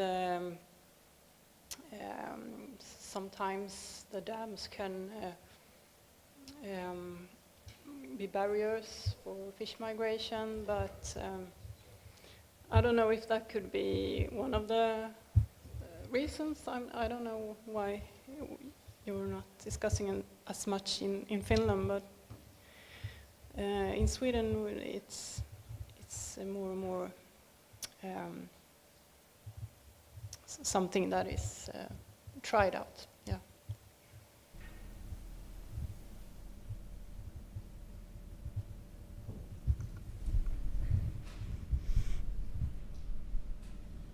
Hello, Anto Keto from the Ministry of the Environment. Do we have anybody from Finnish Forestry Service here? Raise your hand if you... No, okay, then I try to remember something. Okay, so first of all, if I remember right, we only remove beaver dams. That's all I have heard, and Finnish Forestry Service has done, for example, no, was it in last or year before that, I make an estimate that something like 30, 40, 50 removals of beaver dams. So it's a total opposite approach compared to this. Of course, we love beavers, but that's another question.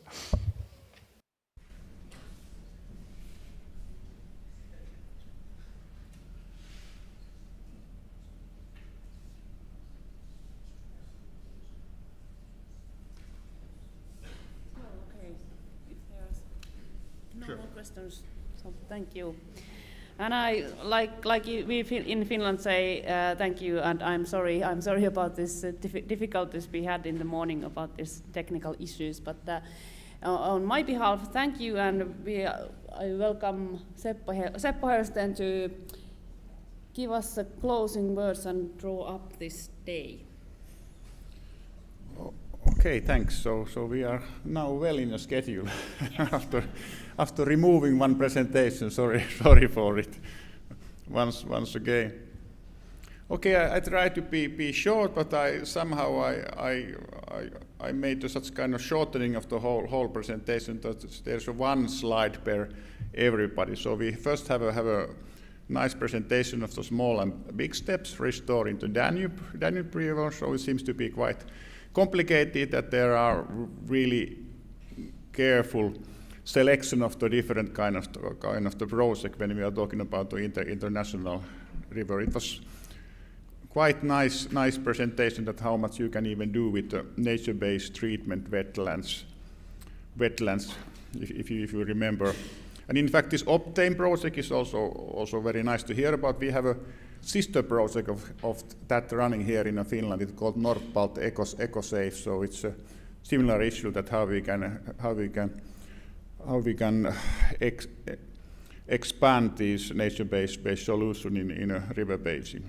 So Danube for all was something what I remember for the rest of my life, because it's a very good name of this project. So we heard about this hydropower river restoration preferences in Finland. So we are really the country of the very small hydropower plants. And when you make this online panel or questionnaire, so you can have a nice view of the values, that what different use there are. And for something for this willingness of pay, so it seems to be that right wing is paying less than the left wing politicians. So now we are very afraid that what kind of government we are going to have, and that's not promising so much at the moment. But really huge amount can be collected, but just so in 10 years 1.4 billion euro can be collected for the river restoration by if somebody is just paying a little bit amount. And then about the Swedish water restoration strategy. So you have a really new organization established more than 10 years ago. You have a quite similar situation, even worse, that your rivers and lakes are not in so good status, and quite much of the hydromorphological change. And then we heard about your budget, and it was surprising for me that it was not so huge. 10 million euro of the state money and 50 million euro for the life money. And then we heard about this long-lasting Triva Life project, which is also common project. And you had also very nice procedure for the restoration, including the monitoring also. And hydropower is under the change. So 2,000 hydropower licenses to be revised. That's a big work to be. It's also very similar because we must also apply here environmental flow and fish passages in our rivers. And the small hydro is under the pressure at the moment in Sweden, because it's usually under the dam removal, and then the costs are paid by this financial instrument where big hydropower companies are putting money. So that's very, very interesting. And then we hear about the small dam removal. Actors are really wanted. There are so many these dams without use. This is fully the Finnish case by WWF. There we saw very good examples, this project Speed for Migration project. Local actors and cooperation, continuous funding. 200 removed already, 1,000 by 2030. That's a very, very reasonable goal to run. And then the presentation, what we didn't saw, it's about this Finnish Freshwater Foundation. You can have it's really, you ladies are the game changer in Finland, because the public funding is not enough, and so you are one of the new actors at the freshwater restoration, and your goal is more restoration to more involved citizens, increase water stewardship, and promote also this discussion. And you have also created this Finnish water panel, which is a very nice set of the experts. And then we heard about these culverts, environmental problems with the road river crossing structures. So this culvert hinders this migration, and there are almost 40% are barriers in Finland, 90,000, and we heard that there are even more in Sweden. Of course, there are more roads, but on the other hand, also the morphological properties are different in the Swedish side. So there's a list of the problems what hinders this migration, drop off the outlets, etc. It's a good set, such kind of manual that what should be taken into account when you start to restore these crossing structures. And then quite local story of the downstream migration of the brown round smolt case Vaajavirta and Kissakoski. And so we understand that hydropower dam is always a risk. Only 1.4% found this fish waste, but I was pretty surprised that this turbine mortality was only 10%. I thought it should be much more, but so quite many of these smolt can go through these turbines also. Next was a talk of the stream restoration in Vesanka watercourse. Stream restoration, quite good examples before and after, and then very interesting story of the row and fry approach, where you just collecting the row and try to improve by that way this genetic status of these stocks. Next talk was about the Kapeenpuro, planning and construction of stream habitat. So change this old fishery pools to the stream ecosystem, and I just heard yesterday that there's another trial also in the northern part of Finland of the very similar approach, changing the fishery pool to the stream ecosystem.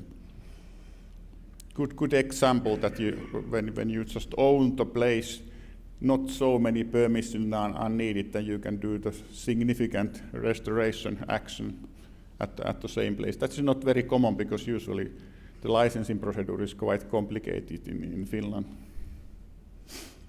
And River Raisioki restoration project, it's a small southwestern Finland river basin, very extensive dam removal.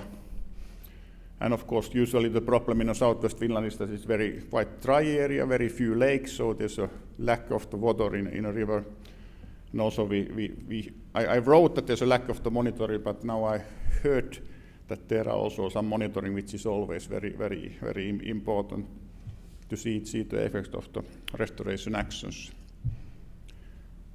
This UPM streamwater program, it's a renewable hydropower is a part of the energy production, and it's some kind of compensation of the. Usually, it's compensated by the fish stock in Finland, but this new program focus on the non-used dams and other similar rivers which are under the same water course. So the aim is to free rivers 500 kilometers, and already 174 is done. So it's a quite good goal. It's quite obvious that it would be reached in the future.